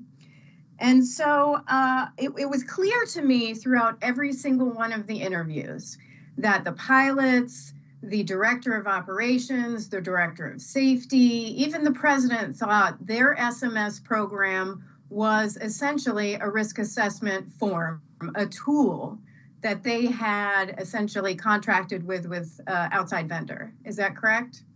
Yes, they did not ensure that a specific area, safety assurance, was integrated effectively into their SMS. Yeah, so essentially all they talked about was this risk management, this risk assessment form. We have a copy of the form in the docket, and I looked at the form and completed it myself as if I was at that point at 9:45 at that pilot. And I checked off cloud ceiling, less than 2,000. Even if it was 1,000, you wouldn't get that many more points. I checked off special visual flight rules, 8 points. I even checked off light rain, which there was missed, but I gave him that. Visibility under 3 statute miles, familiar with the airport. Higher than 2,000 hours, estimated flight time 3 to 4 hours. Even added internal stress, self-induced stress. After I completed all of that and added it up, I came up with 37. What is their, how do they operate on these scores? There's a 45 and a 60. What do those scores mean to the company? Yes, 45 would mean that the overall risk assessment is elevated. And 60 would mean that that would be a high risk.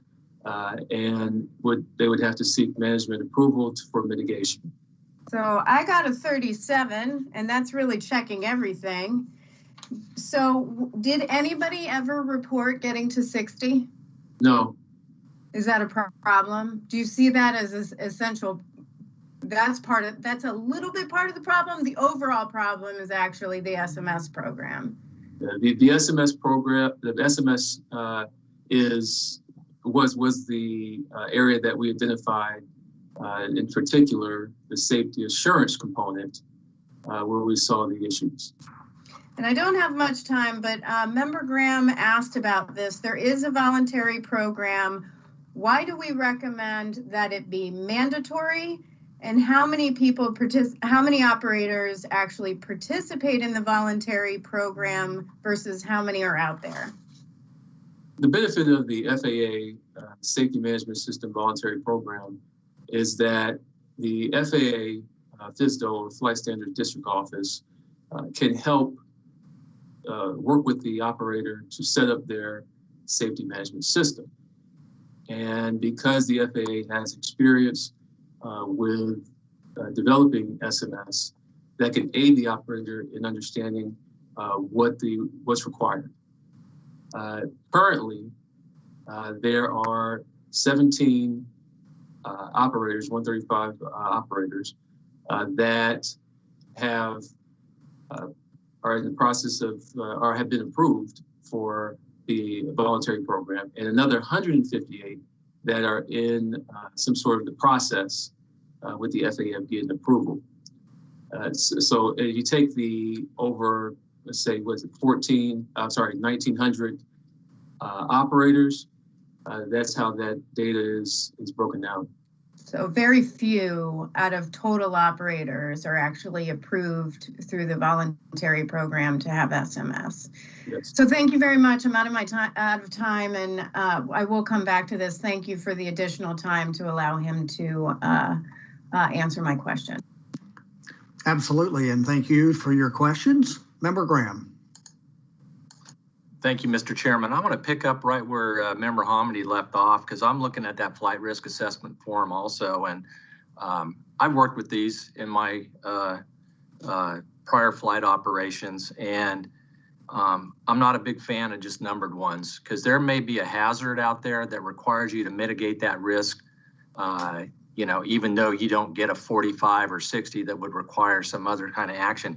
And if this pilot would have updated his flight risk assessment form when he was checking the weather at John Wayne Airport in Santa Ana, a couple things that jump out at me.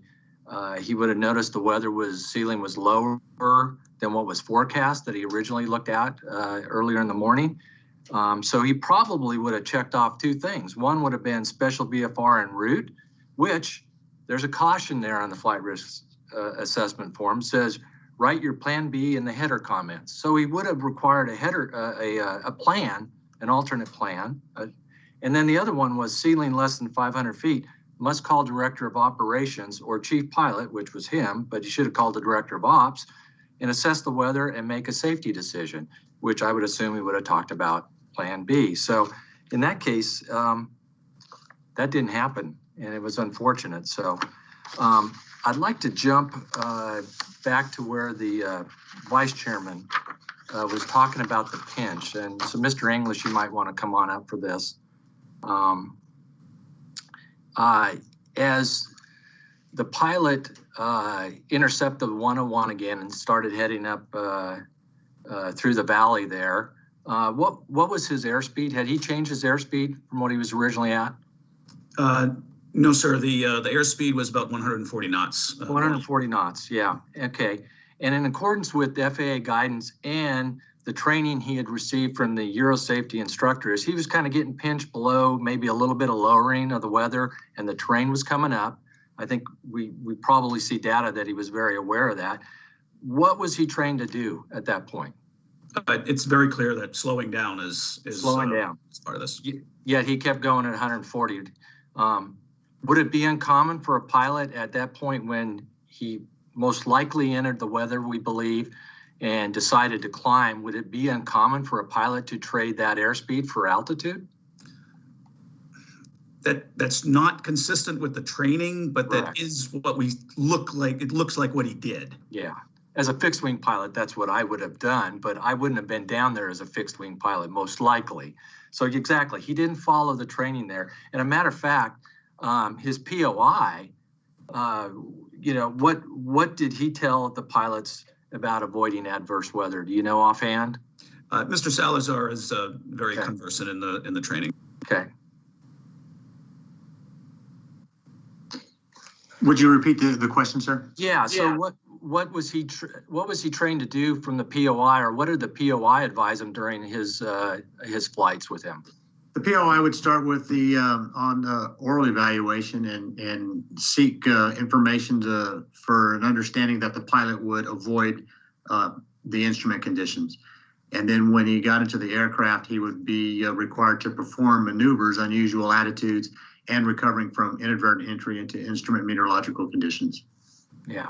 Yeah. And I think one of the quotes out of there in the interviews, he said, pilot, to avoid adverse weather, he should divert, return to base, or land the helicopter. Yes. From the POI. And unfortunately, the pilot didn't do that in this case. So as my time's running out here, I think I would just like to echo what the chairman has said. And if I was looking to charter an aircraft for, to take passengers somewhere, or if I actually coordinated that for individuals to take a flight, I think I would really, in lieu of anything else that might come along from the FAA as far as regulation or anything, which obviously usually takes years to institute, I would hope that those chartering helicopters for passenger flights would look at IFR operators that have current and certified instrument pilots and are certified for IFR flight operations to transport my passengers. So with that, I see my time is up, and I yield back to you, Mr. Chairman. Member Graham, thank you very much. And Member Chapman. Thank you, Mr. Chairman. A question about an alternative plan. In draft finding number 7, which we'll look at in just a little bit, draft finding number 7 identifies 3 factors that apparently contributed to the pilot's decision to continue the flight, including lack of an alternative plan. However, lack of an alternative plan is not included or referenced as a contributing factor in the draft probable cause. Why is that? And should we consider referencing lack of an alternative plan as a contributing factor in the probable cause? Member Chapman, perhaps I can expand on that a little bit. We may be thinking of alternative plan in the alternate airport rules or something like that from instrument flying, and that's not exactly what the main risk of that is here. The alternative plan keys into the self-induced pressure and the other biases that we've been looking at, in that the company didn't really have a robust infrastructure to help out in case the pilot did have to go to a plan B, whatever that might be. Divert, for example, divert to Van Nuys. In fact, that was a relatively easy plan B. Divert to Van Nuys, if they waited 20 or 30 minutes there, the clouds would have lifted and easy to go through, or divert and get ground transportation. It wasn't very easy for him to say, this is something that we can do and it's not going to be a big deal.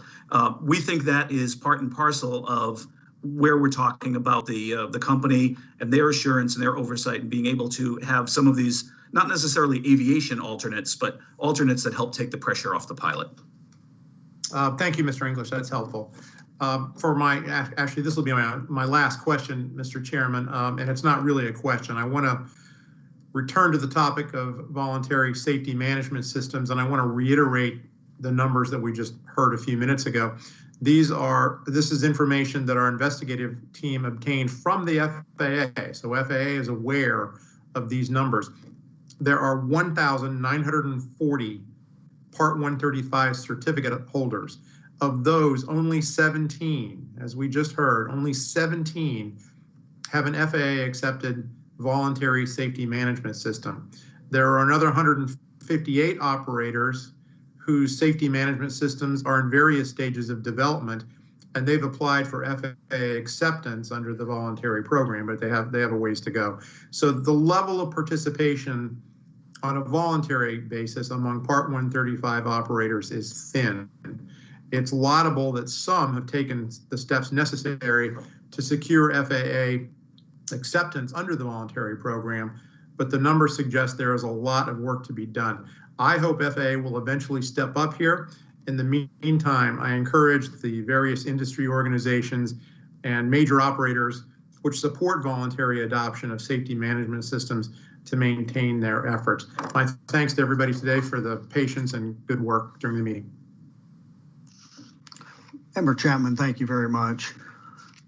Mr. Salazar, I want to return to a question that I was asking before the break. I got a little pinched on time there.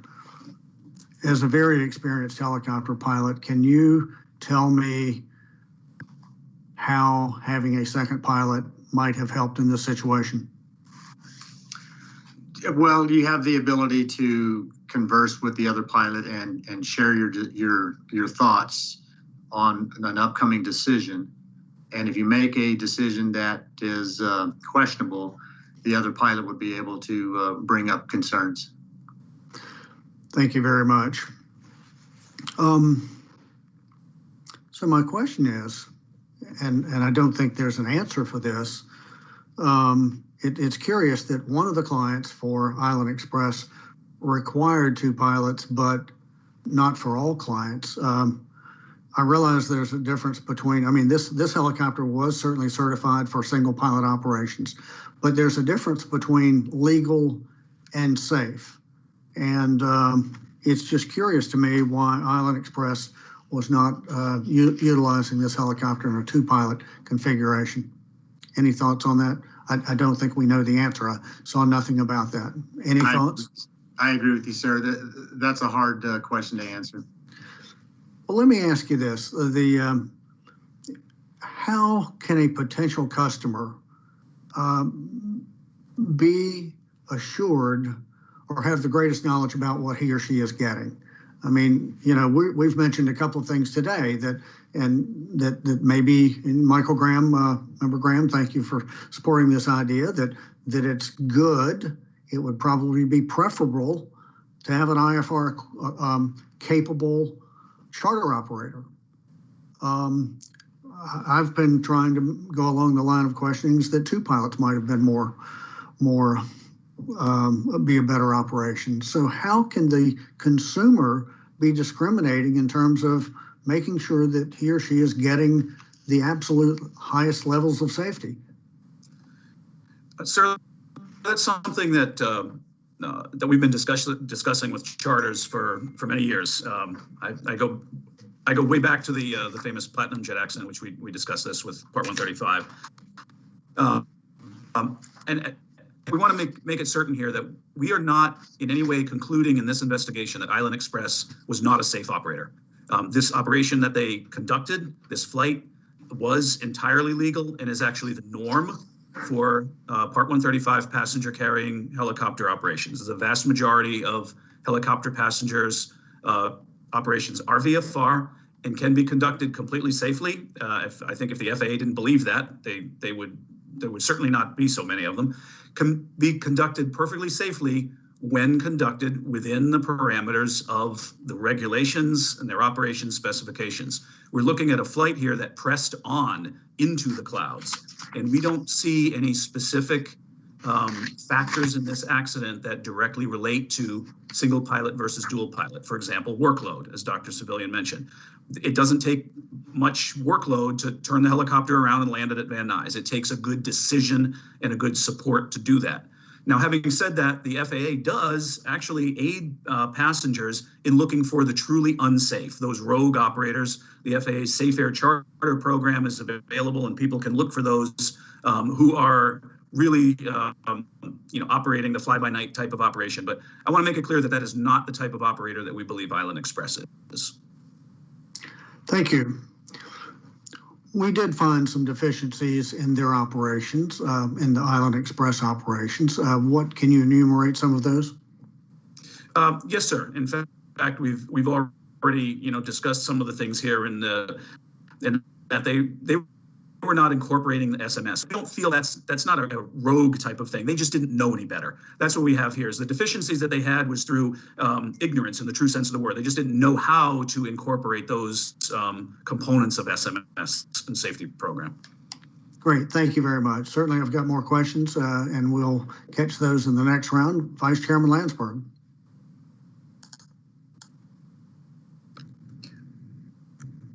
I want to follow up a bit more on the SMS situation. We've had a recommendation for voluntary SMS as well as mandatory for some time. Mr. English, could you discuss the concept of scalability? Because I think some of the challenges that some of the operators have is that it has to be this huge, very complicated type of system. So talk about scalability, if you would, sir.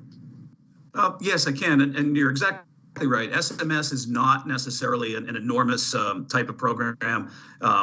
It can be scaled to even the smallest mom and pop operation using the appropriate components. Dr. Civilian, I know, is prepared to get deeply into that for you. Yes. In terms of the SMS, the FAA has provided information to operators, whether you have a small organization, medium, or large. In this case, Island Express could be considered a small organization. However, the 4 components of SMS still apply, as we discussed earlier, which means that they should be understanding that they need to implement those components of SMS within Island Express. So it would be different, though, say, for the small operator, Island Express, say, versus petroleum helicopters, which is a much larger type of operation. The concept would be appropriate for their level of operation. Am I understanding that correctly? That is correct. And the guidance that the FAA has provided helps organizations integrate their safety management processes with the unique business models. The other area I want to talk about, and we've had some recommendations out about flight data monitoring, which in today's technology is not tremendously complicated. As humans, we behave differently when we're being watched. A former president once said, trust but verify. And you only need to put a policeman on the side of the road or have a speed camera that people know about, and you see behavior is changed considerably. I think with the flight data monitoring, if organizations are using it, it changes the behavior. I mean, this is how the airlines work. Do you have any thoughts on that concept and how it affects people if an organization does, in fact, periodically audit whether crews are actually doing what they say they're going to be doing according to their operation specifications? Yes, sir. In fact, we have reiterated a flight data monitoring recommendation along with this report, or proposed reiteration. And that's exactly right. And using that aggregate data to feed back in and make sure that, as you say, people are operating within their specified parameters. Yeah, everybody is on their best behavior. And I think we saw that here, that the FAA's principal operation inspector said that the crash pilot here was, doing an exemplary job because he was behaving differently. And as we get into our findings, I think we find out that in the real world, when he knows that he's pretty much on his own and there isn't an inspector sitting next to him, it's a different environment. Mr. Chairman, I don't think I have any further questions at this point. I want to thank everybody for their efforts and look forward to our further deliberations. Vice Chairman, thank you very much. Member Hamady.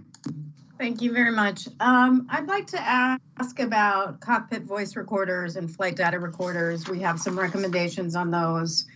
Whoever, Mr. English or someone else can pop up for those.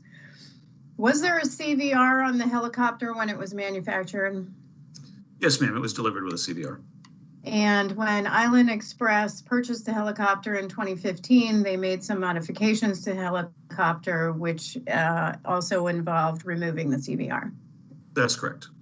And under current regulations, what operations right now in aviation require cockpit voice recorders and flight data recorders? This particular flight, the VFR, the single pilot operation, did not require a CVR. The regulations are quite complicated, so I will defer to Mr. Babcock from our recorders lab, who can explain that to you. Thank you. Good morning. For cockpit voice recorders, the general rule is 2 engines and 2 pilots and 6 passenger seats or more. For flight data recorders, it gets vastly more complicated, taking into account the data manufacturer, the helicopter, and the number of passenger seats. For this particular helicopter, it was manufactured before any flight data recorder requirements would have applied for the number of seats it had. What's the safety advantage? Because we get people on the outside say you only want CVRs or FDRs to conduct investigations, to help you in your investigations. What's the response to that? How does it improve? How do they improve safety? Well, ma'am, we like to believe that our investigations do improve safety, first of all. And CVRs and FDRs are primarily intended for investigative purposes.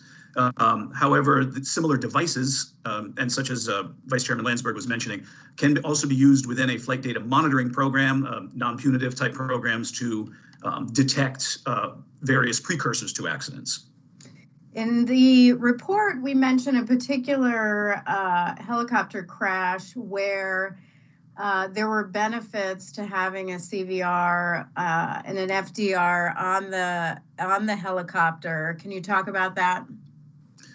Yes, ma'am. Obviously, we like to have properly recorded operating recorders to benefit our investigative ability. In this particular case, having recorders of some type or another might have helped us clarify some of the items that we've had to infer from other data. For example, if there were any alerts going off in the cockpit, if the pilot was actually saying anything to the passengers, if there was video, we might be able to see more details about the weather or where exactly his eyes were looking. Flight data recording or some other type of electronic recording might be able to clarify exactly how he was working the autopilot, for example.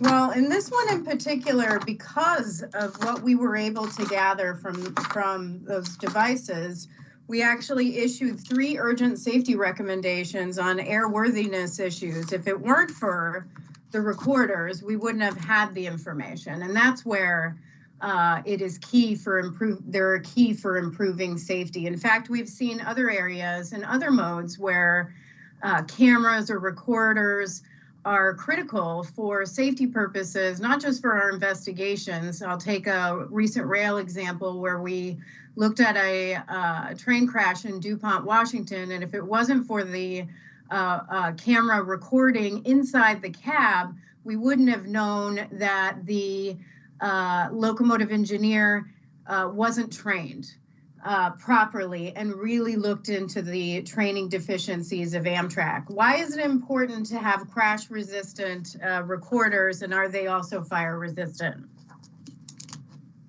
The crash resistant recorders are and fire resistance to some effect are important in the case of the accident. Of course, surviving, especially something like this, would be important for us. For flight data monitoring, it's not necessary.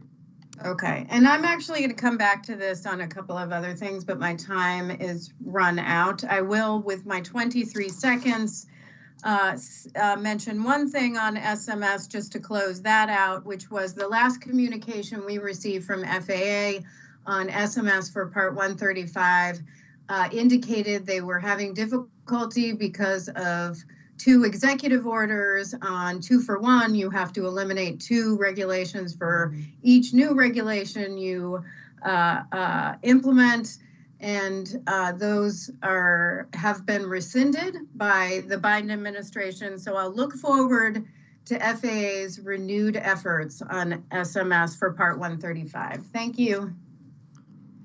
Member Hamidi, thank you very much. And Member Graham. Thank you, Mr. Chairman. I'd like to stay with the flight data monitoring devices and programs. To put it simply, flight data, for those that are listening and not sure what flight data flight data monitoring devices do. They help identify and correct deviations before an accident occurs. So it allows the operation to look and see if there's been deviations from maybe an aircraft limitation or an operational limitation that has been put in their operating manual, and allows them to see that and then go correct it in a non-punitive way, is the way the program monitoring programs are done. And if you eliminate those near misses or those minor hazards out there, then hopefully you eliminate the risk of the major accident that could result by not looking at these trends and mitigating the risk. In 2014, when the FAA required flight data monitoring devices for air ambulance operators, they stopped short of requiring a flight data monitoring program. So my question is, what is the benefit of a flight data or a flight monitoring device without implementing a flight data monitoring program? We think the two are required to go hand in hand. Absolutely. What was the FAA's reasoning for not requiring a FDM program in this case? I think Mr. Hoyt can speak to the recommendation response. The FAA basically told us that it has guidance available for operators to implement flight data monitoring programs if they choose to do so, but it decided not to actually require the program. Yeah, and I think part of that is they thought, did they think that they were going to have to get involved with their flight data monitoring program like a FOQA program, a flight operational quality assurance program that like the airlines have? Correct, yeah. And they basically said that in order to protect for the information to stay protected, it needs to be voluntarily submitted and participation in a voluntary program such as FOQA. Absolutely. So I think they just kind of want to not have to figure out the resources, as in human resources, to be part of that program, which is unfortunate. I did notice that the FAA administrator in October, speaking to a group, actually talked about flight data monitoring, and I quote here from him: "Part and parcel of SMS are the practices of flight data monitoring and safety reporting. These are proactive, data-driven approaches to oversight that prioritize safety above all else." So I really appreciate the administrator's support of flight data monitoring, and I really look forward to working with him and the FAA to prevent and save lives by working with flight data monitoring programs. And with that, that's all the questions I have, Mr. Chairman. Thank you. Thank you, Member Graham. Mr. English, I want to come back to something that was said before the break. I'm sorry, in my last line of questioning. You had indicated that, I think you said that Island Express was a safe operation. Is that, am I paraphrasing that correctly? I would say there wouldn't be any indication that Island Express was uniquely unsafe or a problem operator. Which company had this crash, Mr. English? Well, Island Express, of course. So I'm seeing a disconnect here. What are your thoughts on that? I mean, this company had a crash and you're saying there's nothing to indicate that they were not safe. Well, you asked, I think the concept of that questioning was how a consumer could, detect an unsafe operator, and there was nothing inherent about this operator that would indicate they were unsafe. I mean, I think we see crashes with other carriers and don't particularly indicate that they are unsafe, but they've had a gap, they've had a flaw, perhaps they didn't know any better, but that doesn't necessarily make them a problem operator. They just need to do some things differently or know something differently. Thank you. In fact, by most measures, the interviews that we conducted, the pilot was well thought of, well regarded. He was the chief pilot, had good credentials.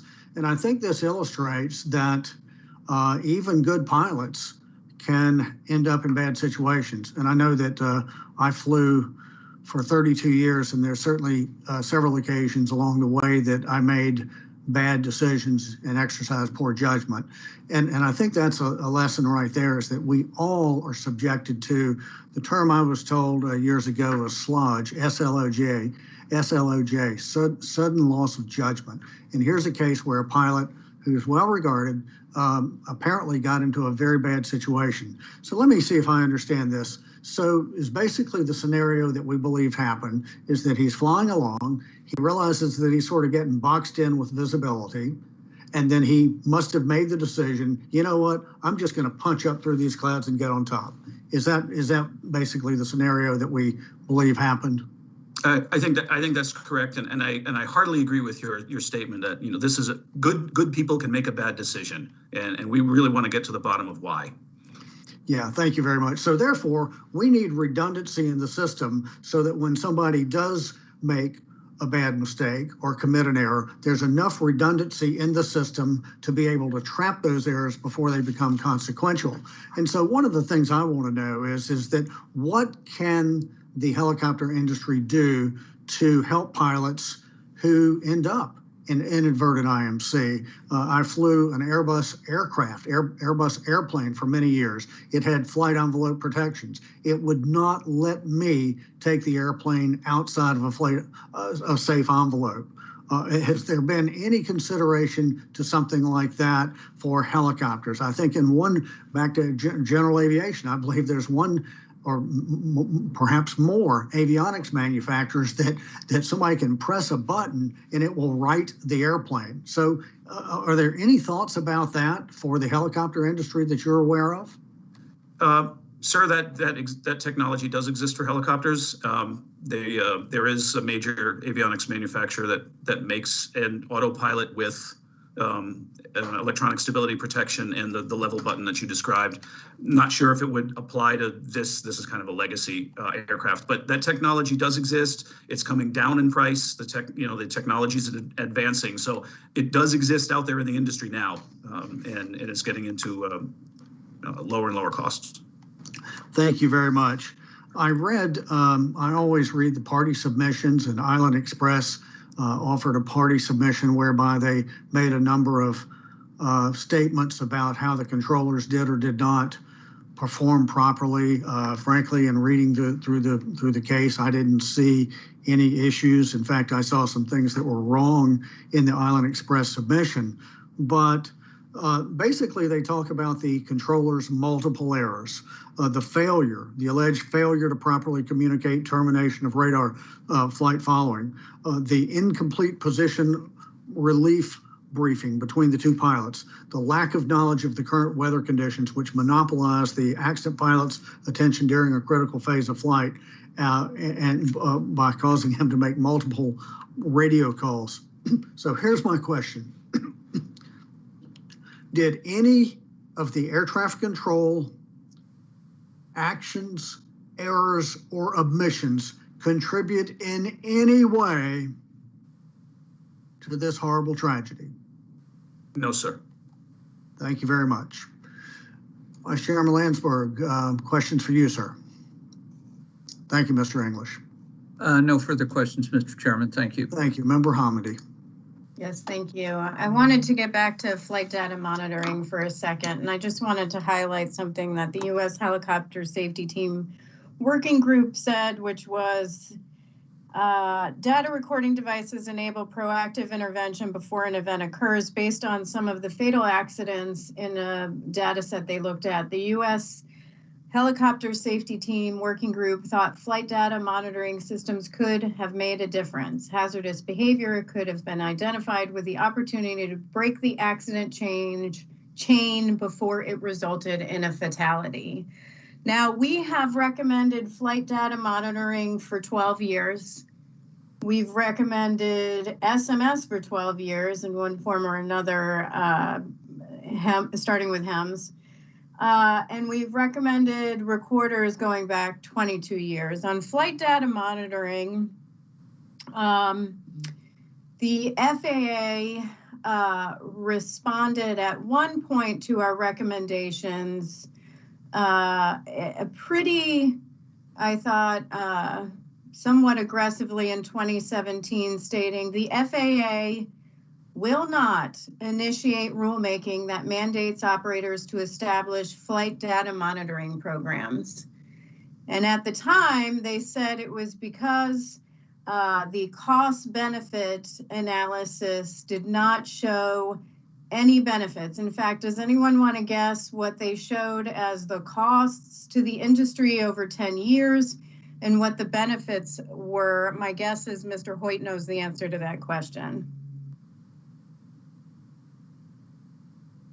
I can't hear you. Sorry, the cost that the FAA estimated for FDMs was at $20.6 million, and the benefit was $0. Zero benefits, they said. Now, I want to look at that for a second, because at the time we had showed them our data from 2000 to 2015, where we investigated 7 accidents where a flight data monitoring program could have prevented. Those 7 accidents killed 53 people and injured another 4. So if I add to that, after 2015, Togiak, Alaska, where 3 were killed, 2 killed in Teterboro, 3 in Zaleski, and 9 here in this crash, all of which we advocated for flight data monitoring. The DOT, Mr. Hoyt, do you know how much the price tag DOT puts for a life? Yes, I believe it's at $9.6 million per fatality. 9.6 million for a fatality. For an injury, for serious injuries, it's 987,000. So if you look at 67 people killed, which we identified, and 4 injured, you come up with 676 million, and with a cost over 20 years then of roughly $42 million. So seems to me that the benefit from lives saved alone, using what I think is a very flawed, broken cost-benefit analysis that I hope the current administration revisits, seems to greatly exceed what FAA estimated the costs to be. And so with that, you know, we continue, and this board meeting is just the first of what I believe is a long series of the NTSB advocating for our recommendations to be implemented. And I will have one more question on how we do that, but I'm coming up on some running out of time, so I will go ahead and yield back my 46 seconds. Thank you very much. I don't believe any of my colleagues have any additional questions in addition to myself. Do any of my colleagues have any questions before we go back to Member Hamady? Okay, seeing none, Member Hamady, you are recognized. Yeah, I just wanted to emphasize one more time that for the NTSB, this is just really, at least for the board members, really the first step in our process of improving safety. After a board meeting, safety isn't improved until we get our recommendations implemented. And so we work hard after this board meeting to do that. And we have a great team at the NTSB to accomplish that. And what I want to do is recognize Ms. Hatchett, who runs our safety recommendation and communications Office of Safety Recommendations and Communications, to talk about what we do after the board meeting to get our recommendations implemented. Thank you, Member Hamady, and I appreciate the opportunity to address this. I think it's really important that we unpack that for those that are viewing the board meeting today. The agency investigates accidents, including the Sikorsky crash, to determine what went wrong and issue safety recommendations to prevent future accidents and save lives. But as you know, the recommendations don't do any good unless they're acted on. So after the board meeting ends, our work continues. In my office, the Office of Safety Recommendations and Communications, we track and evaluate responses to the board's recommendations, and we work with all of you to advocate for their adoption. For those viewing the board meeting, I want to unpack that. So let me explain how all this works. Our safety recommendations team records and tracks all responses to recommendations that we issue. The organization that receives the recommendations, such as the FAA, writes to the NTSB to describe what they plan to do and what actions they plan to take in order to address the recommendations. The team evaluates the response and determines whether the action taken will satisfy the recommendation or is likely to once the action is completed.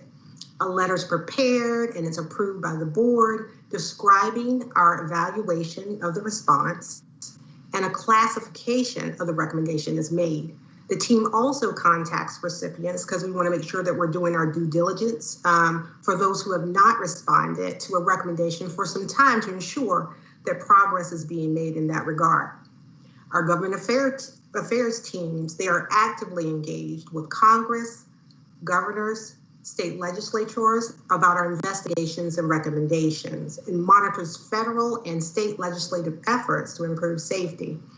We will provide requested information to congressional staff about our open recommendations, including those discussed in today's meeting, such as recorders.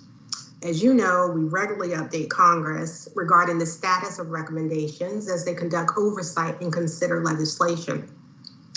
We facilitate board member and NTSB staff appearances to keep open safety recommendations in the forefront of public discussion. And I know that we have worked with the Air Charter Foundation and advocated on behalf of SMS. I believe last year the chairman spoke at the training center in that regard. And also we had a roundtable, I think it was a day after the Sikorsky helicopter incident, or the crash with the helicopter foundation. I'm sorry, the Helicopter Air Charter Safety Foundation. So we are actively engaged there. So we continue to work with the board and look for those opportunities to keep the pressure on those who receive our recommendation. Our advocacy team, and I know that member Chapman mentioned this, he mentioned the most wanted list.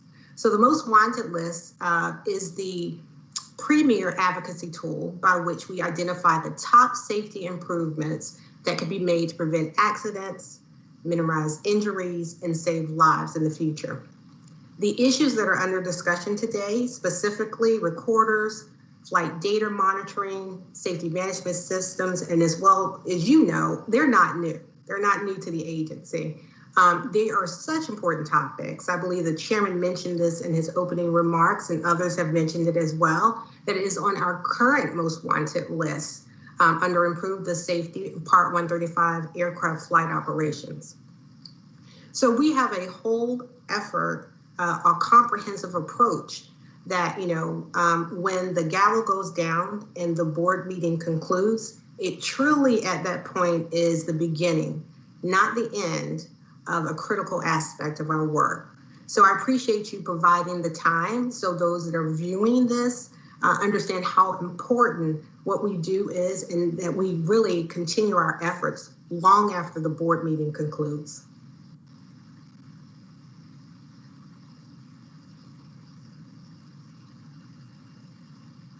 Oh, I was on mute. I was telling you thank you. That's how it goes in the virtual environment. Thank you very much, Mr. Chairman. Well, you're quite welcome. Thank you very much. Are there any other questions from my colleagues on the board? Okay, seeing none, Mr. Curtis, if you'd please read the proposed findings. Certainly, Chairman. As a result of this investigation, staff proposes 13 findings. Number 1, none of the following safety issues were identified for the accident flight. 1, pilot qualification deficiencies or impairment due to medical condition, alcohol, other drugs, or fatigue. 2, helicopter malfunction or failure, or 3, pressure on the pilot from Island Express Helicopters, Inc., the air charter broker, or the client to complete the flight. Number 2, although the air traffic controller's failure to report the loss of radar contact and radar communication with the accident flight was inconsistent with air traffic control procedures, this deficiency did not contribute to the accident or affect its survivability. Number 3, has the pilot completed an updated flight risk analysis form for the accident flight that considered the weather information available at the time the flight departed? The flight would have remained within the company's low-risk category, but would have required the pilot to seek input from the Director of Operations and to provide an alternative plan. Number 4, at the time the pilot took action to initiate a climb, the helicopter had already begun penetrating clouds, and the pilot lost visual reference to the horizon and the ground. The loss of outside visual reference was possibly intermittent at first, but likely complete by the time the flight began to enter the left turn that diverged from its route over US Route 101. Number 5, the pilot's poor decision to fly at an excessive airspeed for the weather conditions was inconsistent with his adverse weather avoidance training and reduced the time available for him to choose an alternative course of action to avoid entering instrument meteorological conditions.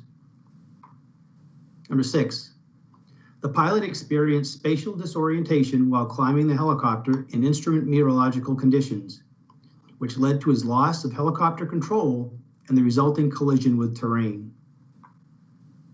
Number 7, the pilot's decision to continue the flight into deteriorating weather conditions was likely influenced by his self-induced pressure to fulfill the client's travel needs, his lack of an alternative plan, and his planned continuation bias, which strengthened as the flight neared the destination.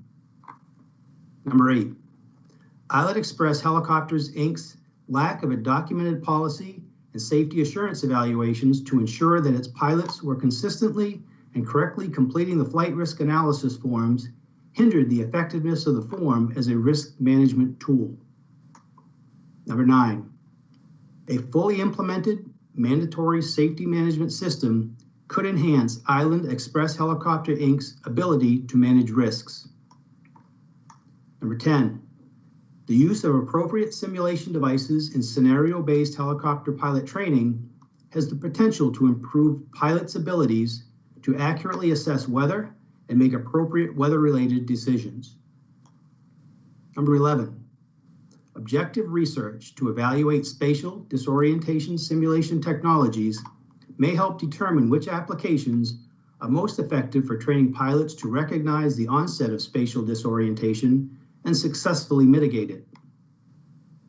Number 12, a pilot data monitoring program which can enable an operator to identify and mitigate factors that may influence deviations from established norms and procedures can be particularly beneficial for operators like Island Express Helicopters, Inc., that conduct single pilot operations and have little opportunity to directly observe their pilots in the operational environment.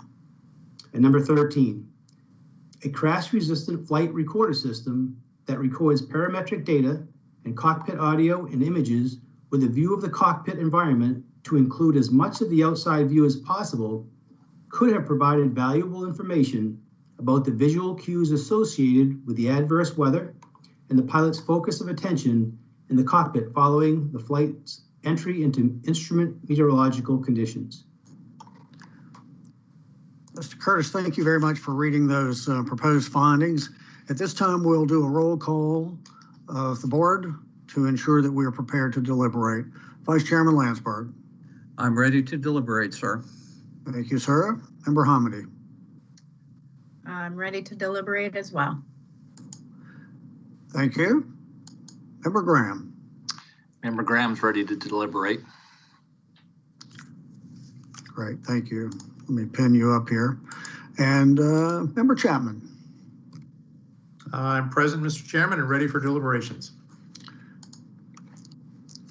Thank you very much. I believe we have a proposed amendment. Member Chapman, are you planning to offer a proposed amendment?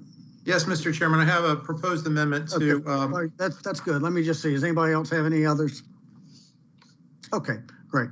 Member Chapman, you are recognized, sir. Thank you very much. Yes, sir. I have a proposed amendment to finding number 7, and this is in conjunction with further discussion that we will likely have as we proceed to discussion of the probable cause, the draft probable cause. This has to do with my concern about Member Chapman, if you'd please make your motion and see if we get a second, and then you can discuss it. Certainly. I move that we amend finding number 7 as follows. The pilot's decision to continue the flight into deteriorating weather conditions was strike likely, influenced by his insert possible self-induced pressure to fulfill the client's travel needs, his lack of an alternative plan, and his planned continuation bias, which strengthened as the flight neared the destination. And I circulated this language. It's the same language that you all saw yesterday afternoon. Thank you very much. You've heard Member Chapman's motion. Is there a second? Second for discussion. Okay, Member Hamady has seconded it for discussion, and Member Chapman, you are recognized for discussion. Yes, sir. As I indicated, this relates to my concern about identifying self-induced pressure, definitively at least, as a contributing factor in the probable cause. As I've said earlier during the question and answer, it certainly could be that self-induced pressure played a role, and it's reasonable to which to base the finding that it actually contributed to the pilot's decision-making, other than the fact that there was a relationship between the pilot and the client. And I know we all agree that we should avoid determining contributing factors to avoid in crafting this. We need to avoid being too speculative about the extent to which self-induced pressure played a role, and that self-induced pressure resulted from the relationship with the client. Okay, so thank you. As it relates to the finding, you're proposing to change, strike the word likely and add the word possible. So any discussion? Please open it up. Vice Chairman Landsberg. Yeah, I'm conflicted on this because I certainly understand Member Chapman's concern about us not going into speculative areas.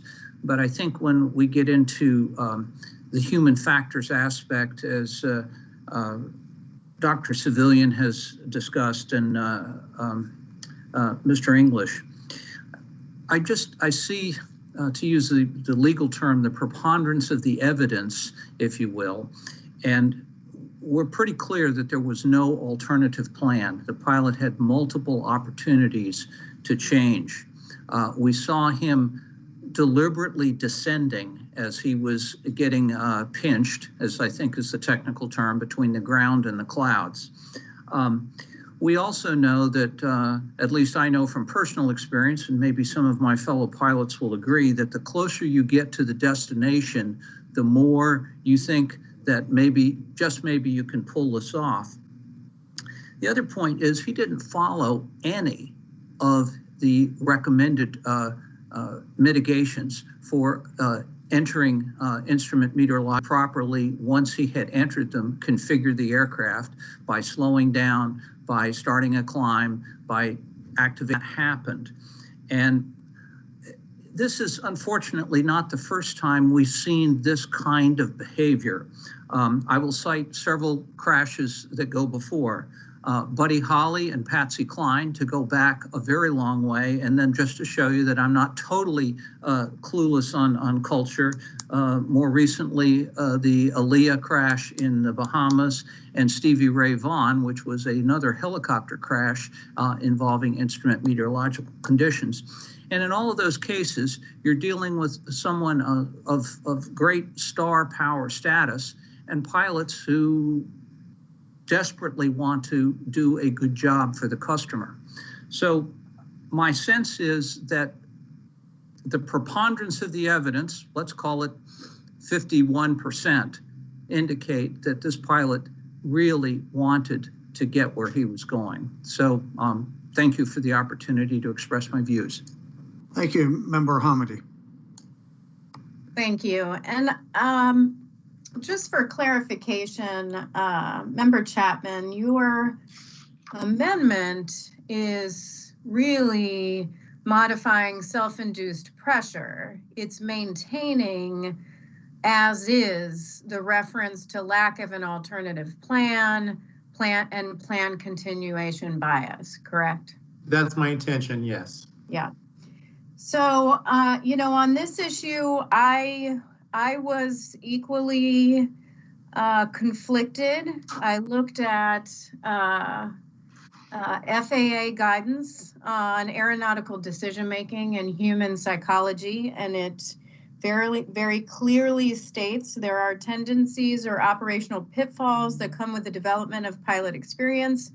These are classic behavioral traps into which pilots have been known to fall. More experienced pilots, as a rule, try to complete a flight as planned, please passengers, and meet schedules.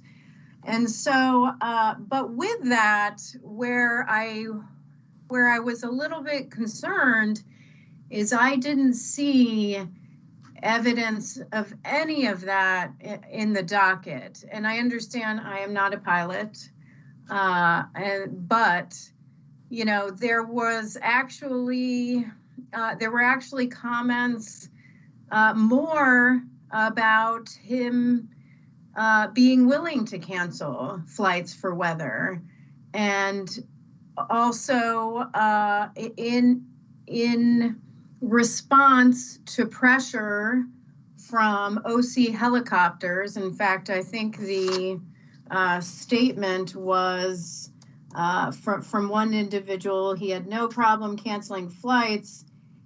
He had told OC helicopters on several occasions that, and OC helicopters would get upset if he canceled a flight, and he responded by sending them a screenshot of the weather and would not be pressured into flying. So, I mean, I know that's a different issue, but there was more evidence to the contrary of self-induced pressure in the docket itself. Okay, thank you. Member Graham, do you have any comments? At this time, no. I think I have more or less a question for the investigative team on this when we get to that. Yeah, thanks. And, all we're talking about here is this finding. I think the discussions thus far have sort of been teed up for the probable cause. So let's focus on the finding here. We're talking about changing the word likely and later inserting the word possible. So I'll tell you where Member Chapman's finding amendment. I do not plan to support at this time. Now I'll wait and hear the discussion, but I do not plan to support an amendment on the probable cause, but we haven't gotten there yet. So with that, staff, what would be your feeling if we were to adopt the amendment? Chairman, I think I could take that first, or perhaps Ms. Schultz can chime in. But I think staff is quite convinced that likely is the most appropriate word here. I think it's important to note that the use of self-induced pressure here is not an individual flaw identified in this pilot. This is something that the analysis is identified as a trait of any pilot, of any human being, and it's important to note that is solidly supported by the preponderance of evidence, as the Vice Chairman mentioned, and the literature. So we do believe that as solid a conclusion as the spatial disorientation, whereas possible just leaves it open to being very weak in our conclusion, and we are quite convinced that self-induced pressure is actually the factor here. I think Director Schultz may have something to add, or Dr. Civilian.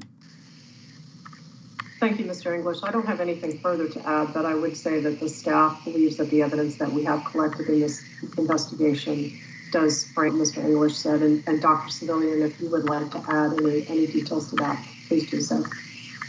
There's nothing to add here, but I do agree that it should read as likely based on the objective evidence that we collected throughout numerous interviews with Island Express helicopters. Okay, thank you. Member Chapman, would you like to perhaps have the final word on this, not necessarily the final word, but what are your thoughts? I do have a question in terms of how this finding is structured. I'm somewhat confused by the discussion just now in terms of the word likely. Is likely intended to modify only self-induced pressure, or does it modify all that follows? Likely self-induced pressure, likely lack of an alternative plan, likely plan continuation basis, because I think it's clear he didn't have an alternative plan. I would argue it's clear that there was plan continuation bias. The only concern I have is the extent to which we can establish that there was self-induced pressure.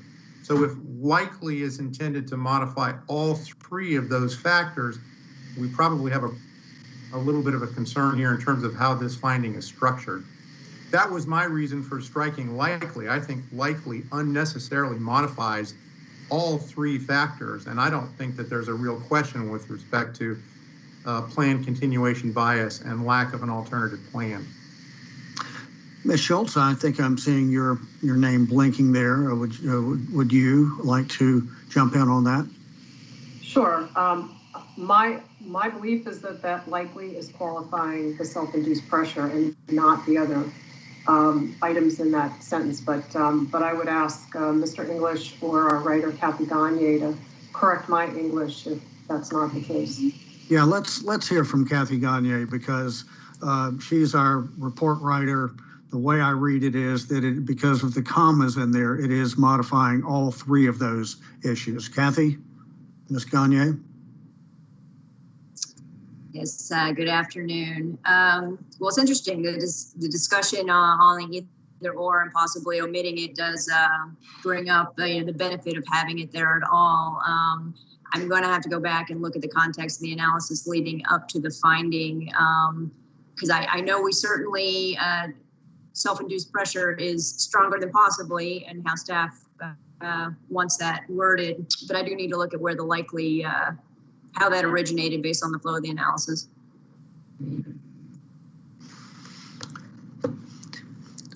Well, okay, we can argue about the English of it, but yeah, would you like to take a break to discuss that?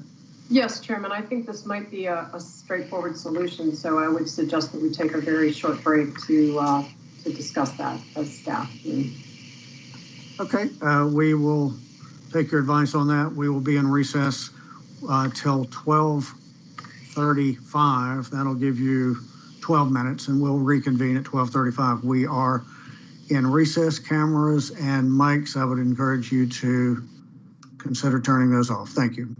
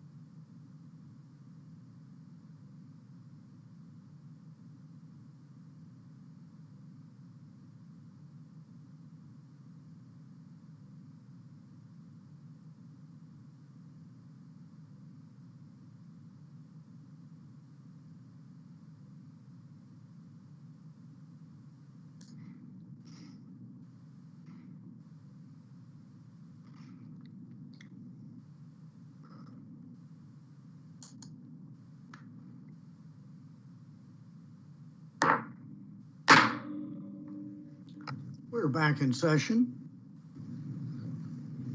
Ms. Schultz, have you and the staff reached a determination on the structure of this sentence? Thank you, Chairman. Yes, we have. We would like it to stay the way it is, and let me explain. If you read the construct of the sentence, it starts with the pilot's decision. So these three factors, variable alternative plan and the plan continuation bias, we're looking at those from the perspective of what's going on inside the pilot's head. And based on the evidence we have, we can say likely, but we cannot dissect that ultimately know. That's why we're using the qualifier likely, what was going on inside his head. But based on the evidence that we see and the human factor science, that's likely, we believe, is the term. I think the Vice Chairman used the terminology preponderance of evidence. I would also add that this approach is consistent with the way the Office of Aviation Safety has identified these type of findings when it relates to human factors variables. So we can certainly open up if you would like to ask Mr. or Dr. Civilian additional questions, but that would be our position. Thank you very much. Member Chapman, you have a motion on the table. Any thoughts at this point? Mr. Chairman, I'm interested in whether the staff would be more comfortable with my amendment if the term likely were substituted for the word possible. In other words, it would describe the self-induced pressure as likely self-induced pressure rather than possible self-induced pressure. So, Member Chapman, I think our concern with that might just be that likely we do intend that to qualify all three factors there, because as I mentioned, we can't say that that was any less in place or his plan continuation bias. So we would like likely to qualify all three. Mr. Chairman, I'm comfortable with my amendment as originally proposed and suggest that we go forward. Okay, thank you very much. Is there any other discussion before I call for the question? Okay, it's been Member Hamady. I'm sorry, it looked like you were going to say something there. Okay, thanks. It's been moved and seconded by Member Chapman to state the motion deteriorating weather conditions was, strike the word likely, influenced by his, insert the word possible, self-induced pressure to fulfill the client's travel needs, his lack of an alternative plan, and his planned continuation bias, which strengthened as the flight neared the destination. It's been moved and seconded. We'll do a roll call vote, and there's no further discussion. We'll do a roll call vote. Vice Chairman Landsberg. Vice Chairman very respectfully votes nay. Vice Chairman votes nay. Member Hamady. By all of those, respectfully, my vote is nay. Member Hamady votes nay. Member Graham. Thank you, Mr. Chairman. I respectfully am going to vote nay also, but I struggled with this too for weeks and have been on the fence, but that additional information made the difference for me. Thank you. Member Graham votes nay, respectfully. Member Chapman. And I vote aye, Mr. Chairman. Member Chapman votes aye. The chairman respectfully, after also listening to the discussion, the chairman votes nay. So the motion fails. The vote is 4 nays, 1 aye. The motion fails. Do we have any further amendments to the findings? Seeing none, do I have a motion to adopt the findings as proposed? So moved. It's been moved by the Vice Chairman. Second. Member Graham seconds. Any discussion on the findings? Okay, it's been moved and seconded to adopt the findings as presented. We'll vote with a roll call again. Vice Chairman Landsberg. Vice Chairman votes aye. Vice Chairman votes aye.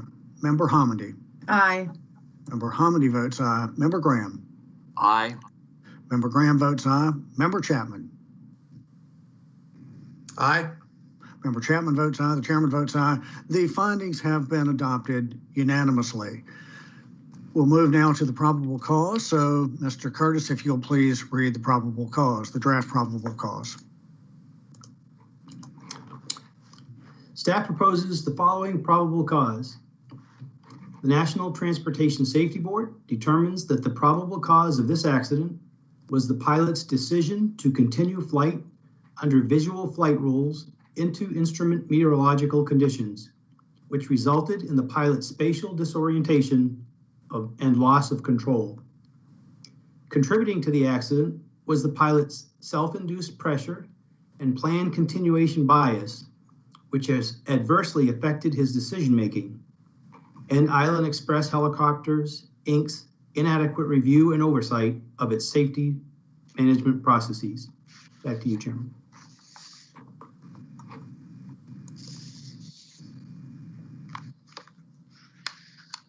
Chairman, you're muted. Yep, never done that before. Thank you, Mr. Curtis, for reading the proposed probable cause. Member Chapman, I'm aware that you may offer an amendment on the probable cause. Are there any other proposed amendments? Okay, with that, Member Chapman, you are recognized. Mr. Chairman, I circulated 2 possible amendments. I want to refer everyone to what I labeled amendment number 2. And I am going to modify that just slightly. I'm going to, and I'll read the entire text, but I'm going to substitute the word likely for the word possible in my amendment as I originally circulated it. And if you'd like, I can read the amendment. If you would, please. Thank you very much. The National Transportation Safety Board determines that the probable cause of this accident was the pilot's decision to continue flight under visual flight rules into instrument meteorological conditions, which resulted in the pilot's spatial disorientation and loss of control. Contributing to the accident was the pilot's likely self-induced pressure and his, insert his, planned continuation bias, which adversely affected his decision-making and Island Express Helicopter, Inc.'s inadequate review and oversight of its safety management processes. Okay, it's been moved per Member Chapman's motion. Is there a second? Second. Member Hamady seconds. Discussion. Member Chapman, you're recognized. For all the reasons I've discussed already, Mr. Chairman, I do have a concern about the definitive nature of our identification here of self-induced pressure as a contributing factor. I think it's certainly possible, even likely, that it was present and it contributed. So I certainly don't object to having it mentioned. I just think that we should be less definitive, and that's the purpose of my inserting the term likely. I've inserted the term his just to ensure that there's no confusion in terms of what I'm seeking to modify here. I'm seeking to modify only self-induced pressure, not the other factors identified as contributing factors. Okay, thank you. Thank you very much. For my colleagues who would like to discuss this or ask questions about this. Vice Chairman, please. I think I could support that based on our previous discussion. I think likely would be an appropriate modifier, and it leaves the rest of it unchanged. Member Hamady, any questions? I saw you nodding your head. Any thoughts on that? I agree. I could support that. The only thing I would ask staff is we typically do not indicate in a probable cause his or her. We usually indicate pilot. I just wanted to get the staff's views on that when we get to the point of staff's views. But I do support the amendment. Okay, thank you very much. Member Graham, any thoughts for you? I could support that, and I agree with Member Hamady. I'd like to hear their comments on that. Thank you. Yeah, tentatively, I'd say I could support it. I got burned on the last one because I jumped in there and said I could, and then I changed my mind. The thing is, though, I mean, and I respect what you're saying, Member Chapman. I mean, are we changing small dog to puppy? Is it a distinction without difference? What's the difference between possible and likely? Which has more weight? And at this point, I'm not willing to say that possible has more or less weight than likely. Likely is, in fact, a term that we use often, but often in these board meetings, we are deliberating literally that one word there. So what you want to do is, so what you're doing is modifying, and you're modifying the how much weight we are giving to those issues. Is that right? Yes, that's correct, Mr. Chairman. And I really have, I have offered this suggestion based upon some comments that were made by staff earlier, suggesting that it was more than possible, that it was really likely. I think there was a specific reference made to that, and I agree. I think that's fair. And so I intend to be offering a term here which carries more weight than possible. Okay, all right. And I see some confusion on my part. Yeah, the word possible was not even in there originally, so I got it. So you're modifying it, and you modified the original version that you had. Okay, I think I see what you're doing. All right, Vice Chairman, you look like you had a question or so. I was confused by your confusion, sir. I think all he's doing is inserting the word likely ahead of self-induced pressure, and then we're trying to figure out how to deal with the rest of the sentence where we'd like some staff input. And I would certainly defer to staff in terms of whether his should be his or the pilots or however that should be constructed is fine with me. Great. So let's go to staff. Would love to hear staff's viewpoints on all of this, including the pronoun there. And so, staff, we defer to you. I'll ask Mr. English to go ahead and respond. Thank you, Ms. Schultz. In looking at first the amendment offered by Member Chapman, typically in the construct of the report, the finding should support and be reflected in the PC statement. Staff can agree with the insertion of the word likely as just proposed by Member Chapman. That does match with and is supported by the finding. As we just discussed regarding the finding, we do not prefer to bifurcate those particular issues so that additional insertion afterwards would then serve to bifurcate them and likely would only apply to the self-induced pressure. Whereas in the finding, we have the word likely modifying all three factors. We're comfortable with that. So we would prefer that the insertion of the word likely, if it goes in, doesn't bifurcate from the others, which then I think eliminates your question about the pronoun. But if you do not accept that suggestion, I would have to defer to Ms. Gagne for the question of the pronoun. That would be an editorial. So, Mr. English, just to be clear, what are you suggesting that contributing clause should state? How should it state? If I remember Member Chapman's statement, it would say contributing to the accident was the pilot's likely self-induced pressure and planned continuation bias, et cetera, et cetera. Mr. Chairman? Yes, sir, please. With due respect, I mean, I understand the point that's being made, but the probable cause and the finding don't reflect each other as currently written. There's no reference to lack of an alternative plan in the probable cause. That is referenced in the finding. And in the finding, likely apparently is meant to qualify all three, or at least the extent to which all three impacted the pilot's decision-making.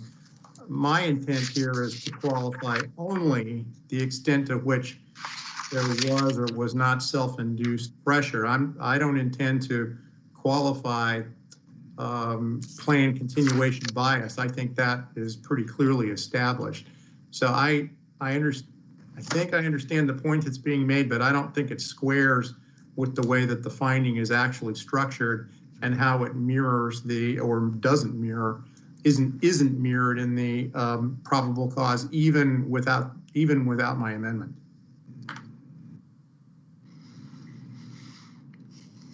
Okay. Discussion?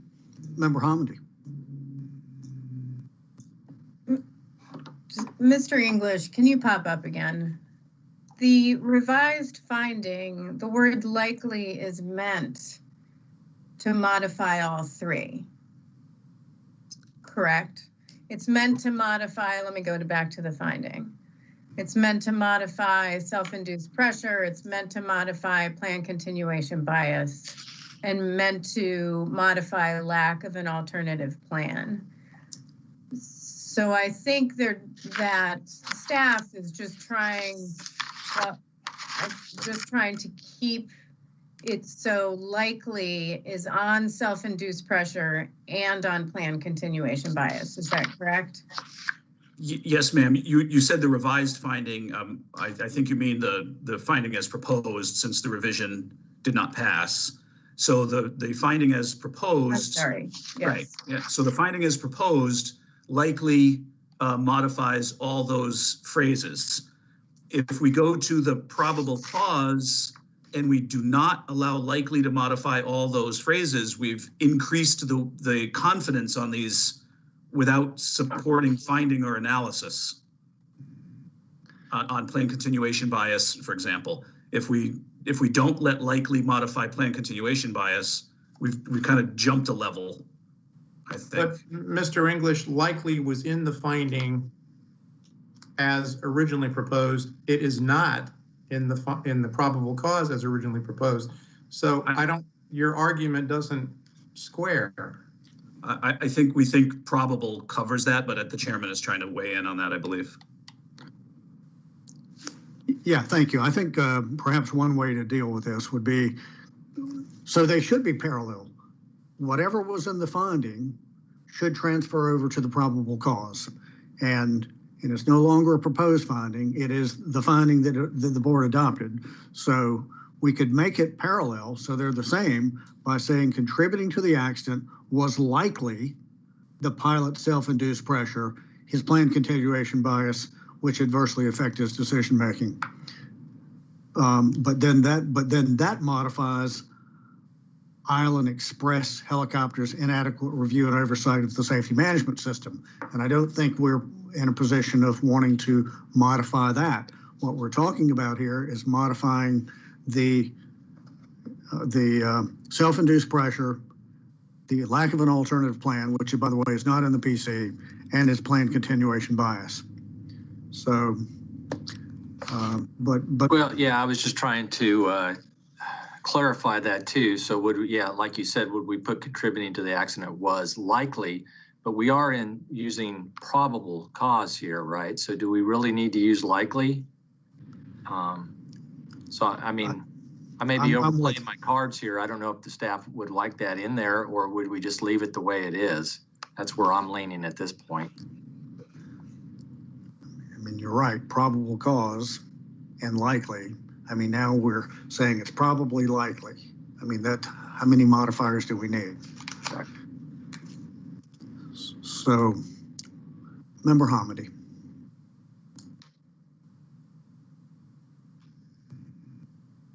You're muted, Member Hamidi.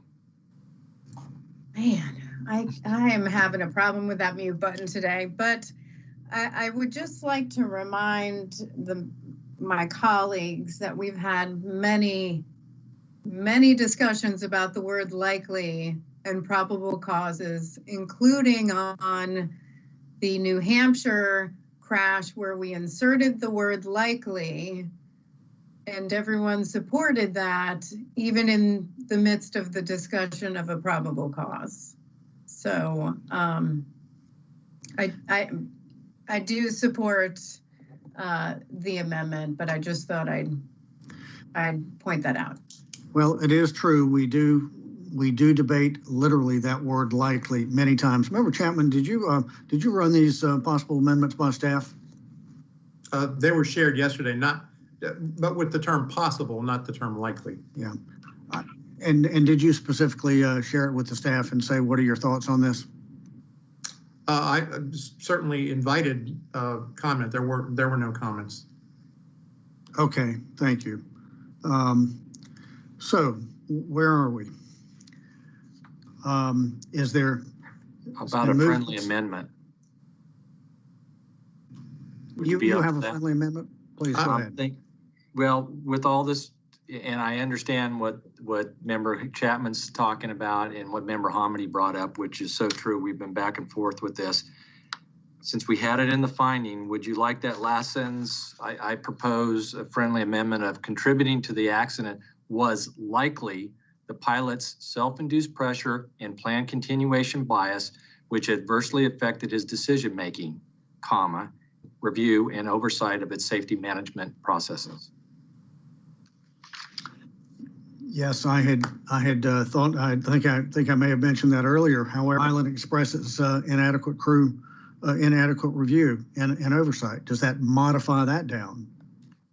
I'd have to ask the grammatical expert at that, that's for sure. You could put a period after decision-making and make that a separate sentence with the appropriate qualifier. That is true. You could put a period there and say also contributing to the accident was Island Express helicopters inadequate review.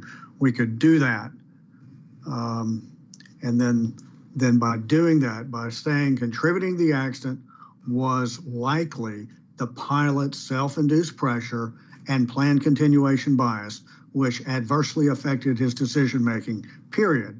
Also contributing to the accident was Island Express Helicopter Inc.'s inadequate review and oversight of its safety management program processes, I should say. So that would be for you, Member Chapman, to determine whether or not you'd like to proceed in that direction. I'm open to that, Mr. Chairman. I'd be interested in the staff's input. My name may be English, but I will defer to Ms. Gagne for the editorial English. Hi, yeah. So based on the discussion we had about finding 7, about how strongly staff believes in these factors, I think moving likely as far as the new friendly amendment contributing to the accident was likely the pilots, I think is introducing a level of uncertainty that staff did not intend, that's modifying the decision making. I think staff has made the case on how they think these factors influence the decision making. So grammatically, I don't think I would support moving the likely on the friendly amendment. I think we should go back to discussing the original proposal and whether or not that will work.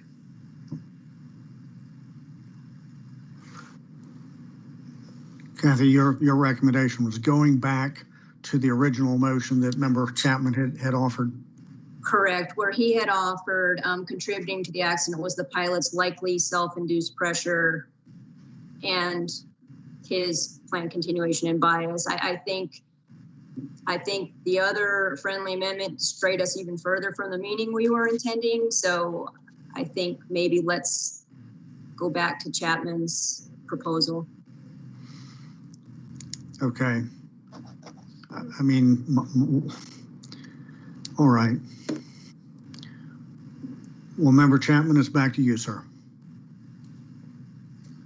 I'm out of ideas, Mr. Chairman. I'm not sure where everyone is on this. I'd be happy to take a vote on it if there's no further input. Okay. Well, we can do that. I plan to call for the question unless there's any additional questions or comments. Can I just have a point of clarification? Are we voting on the friendly amendment changes or are we voting on the original proposed? Yeah, and I appreciate the clarification on that. As far as I'm concerned, we never agreed to the friendly amendment, so we would be back to the original, to Tom Chapman's original motion of adding the word likely and then the preposition, or excuse me, the pronoun his. And I would suggest, Mr. Chairman, just to modify this slightly, we substitute the pilots for the term his. And I can read that. I can read that in its entirety if that would be helpful. Yes, we're about to vote. It's been moved and seconded. Member Chapman will read the motion. I'm sorry, read the amendment. Please proceed. My amendment that I'm proposing would have the probable cause read as follows.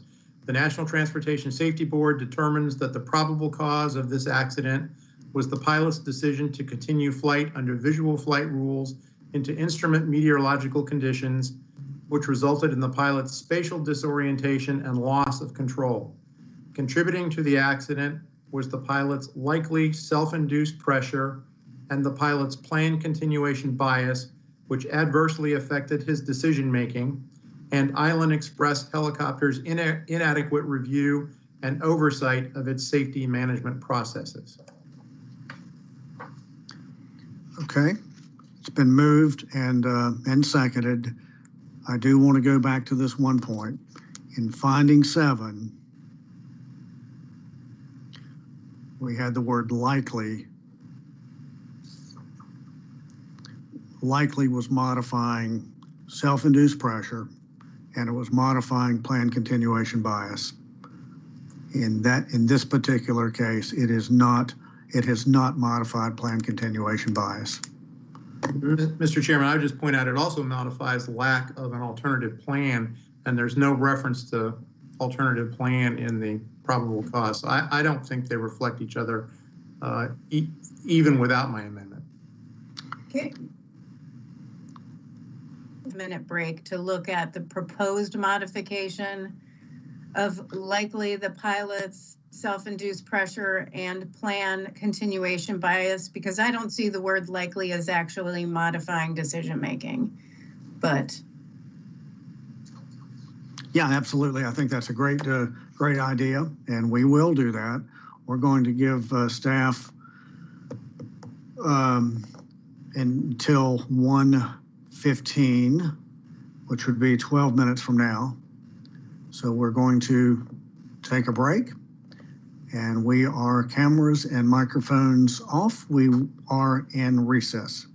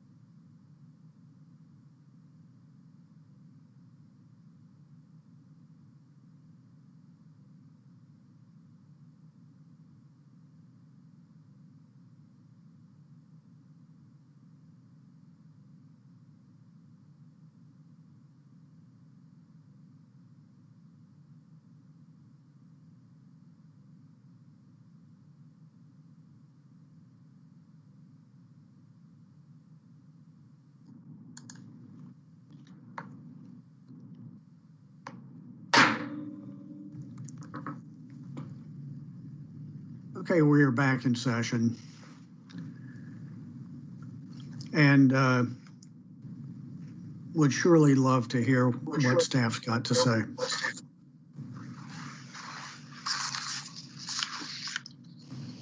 Chairman, thank you. So staff has discussed Member Chapman's last flight change from his original, and we think that maybe this is the best approach. And Member Chapman, I'll read this, and for you, the chairman, and the rest of the board, see if this will, I think this will agree with where you were headed. Contributing to the accident was the pilot's likely self-induced pressure and the pilot's continuation bias, which adversely affected his decision-making, and Island Express Helicopter's inadequate review and oversight of the safety management process. And I'll add to that that while it would be staff's preference not to qualify the self-induced pressure over the continuation bias, we fully respect the board's position on this. So we think this is the best solution for the direction that we're heading. And I would also say that it's not the case that the findings are supporting our analysis and proposal for the probable cause. They're not always the exact translation. So I think this is consistent with the finding that the board just adopted, but it may also hopefully meet your needs, Member Chapman. So that's what staff would offer. Okay, you may have possibly left out the word plan when you read it, but I know that you for planned continuation bias. But yes. So basically, it's back to Member Chapman's original amendment that he verbally read. Is that correct?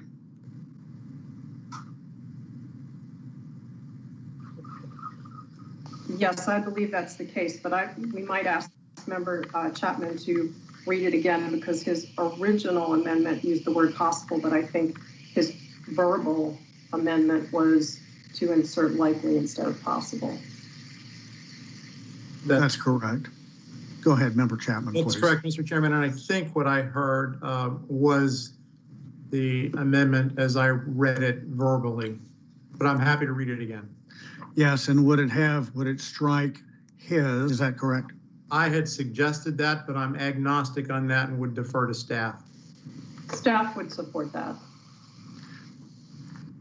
All right, I'd like for Member Chapman to please restate his motion, and then we'll see. So if we need to discuss it further, but Member Chapman, please state your motion. Here's my proposed amendment, Mr. Chairman. The National Transportation Safety Board determines that the probable cause of this accident was the pilot's decision to continue flight under visual flight rules into instrument meteorological conditions, which resulted in the pilot's spatial disorientation and loss of control. Contributing to the accident was the pilot's likely self-induced pressure and the pilot's planned continuation bias, which adversely affected his decision-making, and Island Express Helicopter's inadequate review and oversight of its safety management processes.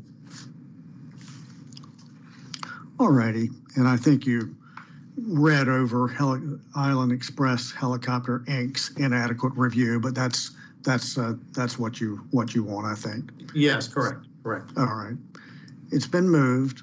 I believe Member Hamidi seconded it. Is there any further discussion on this one? Okay, seeing none, we're now going to take a roll call vote. Vice Chairman Landsberg, you've heard the motion. What is your vote, sir?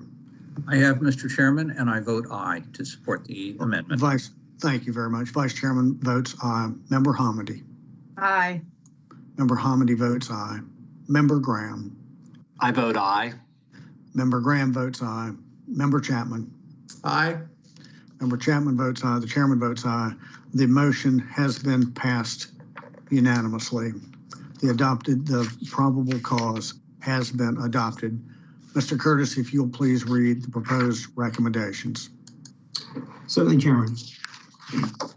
As a result of this investigation, staff proposes the following 4 new safety recommendations. 2 to the Federal Aviation Administration. Number 1, require the use of appropriate simulation devices during initial and recurrent pilot training for Title 14 Code of Federal Regulations, Part 135, Helicopter Operations, to provide scenario-based training that addresses the decision-making, skills, and procedures needed to recognize and respond to changing weather conditions in flight. Identify and apply mitigation strategies for avoiding adverse weather. Practice the transition to the use of flight instruments to reduce the risk of spatial disorientation, and maintain awareness of a variety of influences that can adversely affect pilot decision-making. Number 2, convene a multidisciplinary panel of aircraft performance, human factors, and aircraft operations specialists to evaluate spatial disorientation simulation technologies to determine which applications are most effective for training pilots to recognize the onset of spatial disorientation and successfully mitigate it, and make public a report on the committee's findings. And 2, to Island Express Helicopters, Inc. Number 3, participate in the Federal Aviation Administration's Safety Management System Voluntary Program. And number 4, install flight data recording devices capable of supporting a flight data monitoring, FDM, program on each helicopter in your fleet, and establish an FDM program that reviews all available data resources to identify deviations from established norms and procedures, as well as other potential safety issues. There are 3 previously issued recommendations reiterated in this report.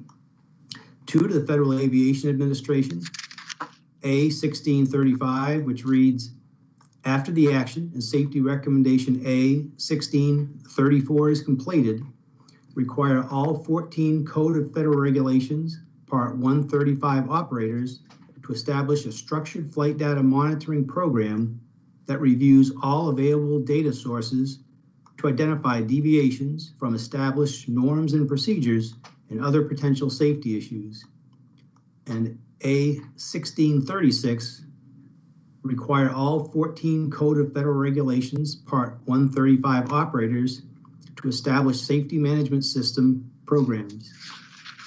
And 1, to Airbus Helicopters, Bell, Leonardo Helicopter Division, MD Helicopters, Robinson Helicopter Company, and Sikorsky, a Lockheed Martin company, which is A2029, provide on your existing turbine-powered helicopters that are not equipped with a flight data recorder or a cockpit voice recorder, a means to install a crash-resistant flight recorder system that records cockpit audio and images with the view of the cockpit environment to include as much of the outside view as possible and parametric data per aircraft and system installation, all as specified in Technical Standard Order C-197, Information Collection and Monitoring Systems. The recorder system installation should be considered essential equipment that remains installed for the life of the helicopter and have provisions to ensure it remains operational during each flight. There are 2 recommendations classified and reiterated in this report, both to the Federal Aviation Administration. First, A1634, require all 14 Code of Federal Regulations, Part 135 operators to install flight data recording devices capable of supporting a flight data monitoring program. This recommendation is classified open, unacceptable response. And secondly, A1313, require all existing turbine-powered, non-experimental, non-restricted category aircraft that are not equipped with a flight data recorder or cockpit voice recorder and are operating under 14 Code of Federal Regulations, Parts 91, 121, or 135 to be retrofitted with a crash-resistant flight recorder system. The crash-resistant flight recorder system should record cockpit audio and images with a view of the cockpit environment to include as much of the outside view as possible, and parametric data per aircraft and system installation, all in collection and monitoring systems. This recommendation is classified open, unacceptable response. Chairman. Okay, Mr. Curtis, thank you very much. Is there a motion to? Member Hamidi has seconded. Is that it's been moved and seconded to adopt the recommendations as presented. Is there any discussion? I should say, yes. I'm sorry, I didn't ask if there were any amendments, but I don't see any proposed amendments. It's been moved and seconded to adopt the recommendations as presented. Is there any discussion? Seeing none, we'll proceed to a roll call vote. Vice Chairman Landsberg. Vice Chairman votes aye. Vice Chairman votes aye. Member Hamidi. Aye. Member Hamidi votes aye. Member Graham. Aye. Member Graham votes aye. Member Chapman. Aye. Member Chapman votes aye. Chairman votes aye. The safety recommendations have been adopted as presented. We now turn to that point in the report where we would adopt the final report. However, I believe that Member Hamidi may have an amendment or two for the report itself, the main body of the report. Yeah, I have one amendment, and it's the second amendment that I circulated yesterday, amending page 18. I suggest adding it to the end of line 5 or 6, but I'd like to offer this amendment with the allowance for staff to determine where in this section is the best place to put it based on their decision making. So my amendment is to add the accident helicopter was initially equipped with a Fairchild A100 cockpit voice recorder when it was delivered from Sikorsky to the initial operator. It was subsequently removed by Island Express as permitted by FAA regulation. I have regulations, take off the S, comma, during the interior modifications. Okay, there's Member Hamidi's motion. Is there a second? Second. It's been seconded by Member Graham. Member Hamidi, I recognize you. Thank you. This is the factual part of the report, and I think since we are emphasizing the importance of CVRs, I wanted to make sure that I highlighted something that was also actually pointed out by Sikorsky in a submission to NTSB as part of this accident investigation, which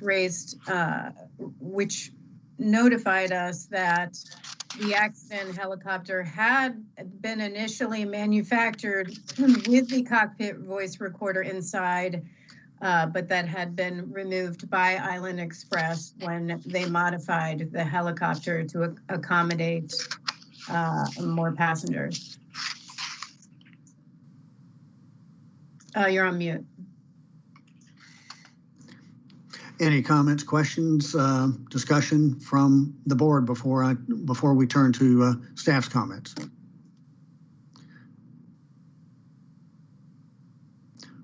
Okay, seeing none, we'd like to get the position of our staff, please. Thank you, Staff Chairman. concurs. Oh, sorry. Yes, staff concurs, Mr. Chairman. Okay, I heard Mr. English say staff concurs, and Dana, I think you were speaking as well, Ms. Schultz. Yes, Chairman. It's factual information that's factually accurate, so we support this. Okay, thank you. Thank you for that. It's been moved and seconded to adopt. Yes, sir, Michael Graham. Yeah, and I just want to say I support this because I think it just goes in line with our recommendation A20-29 also, which reads at the end and reminds you again, the recorder system installation should be considered essential equipment that remains installed for the life of the helicopter. I think this just goes in hand with that, so I would support it. Thank you. Yeah, I think it's a good addition, and we don't know why Island Express removed it, do we, Mr. English? Yes, we do. It was March 16th of 2016. Yeah, the question is, why did they remove it? Oh, why? It's when they're not required by regulations, operators typically remove them as weight and maintenance savings. And when the previous owner had the helicopter, there were actually two previous owners before Island Express having it. They kept it in, is that correct? Yes, for most operations, it would have not been necessary after the installation of the SPZ 7000 autopilot, but the previous operators did leave it in. Yeah, so 2 previous operators left it in. Island Express took it out. Okay, any other discussion?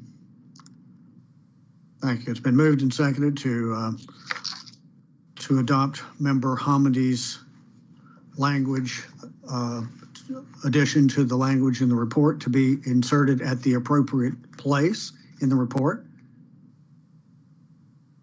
No further discussion? Seeing no further discussion, we'll proceed to the vote. Member Landsberg, Vice Chairman Landsberg. Vice Chairman votes aye.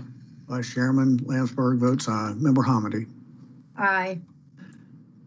Member Hamondy votes aye. Member Graham. Aye. Member Graham votes aye. Member Chapman. Aye. Member Chapman votes aye. The chairman votes aye. The motion carries unanimously. Are there any other issues related to this report that our board members would like to discuss? Okay, do I have a motion to adopt the report as revised? So moved. Vice Chairman moves. Is there a second? Second. Member Chapman seconds. Any further discussion? It's been moved and seconded to adopt the report as revised. No further discussion. So Vice Chairman Landsberg, your vote is? Aye. Vice Chairman votes aye. Member Hamondy. Aye. Member Hamondy votes aye. Member Graham. Aye. Member Graham votes aye. Member Chapman. Aye. Member Chapman votes aye. The chairman votes aye. The report has been adopted as revised unanimously. Do any of my colleagues wish the right to file a concurring or dissenting statement? I reserve the right. I will reserve the right as well.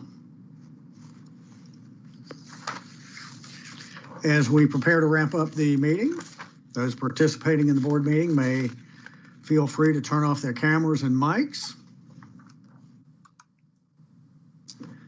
In closing, I want to thank my colleagues on the board for their preparation going into the board meeting and for the good discussion and the good debate.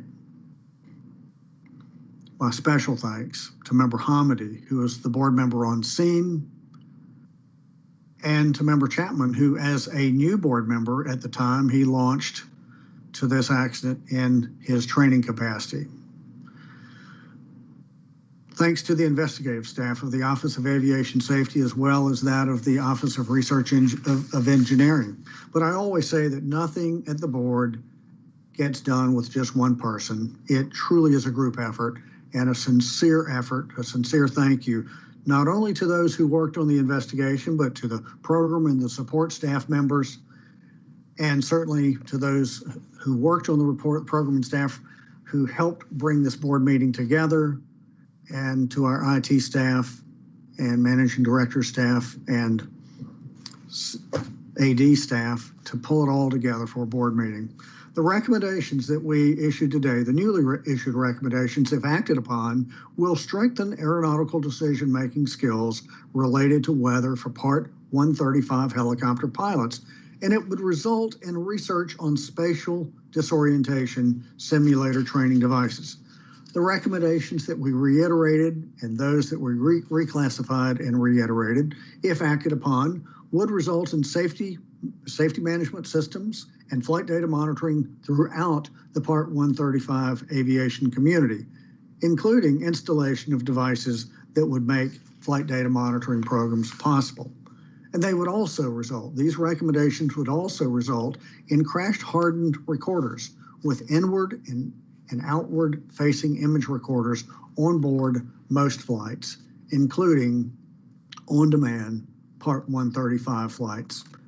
Action on the recommendations issued today will move us forward now. Action on the reiterated recommendations is long overdue. We stand adjourned.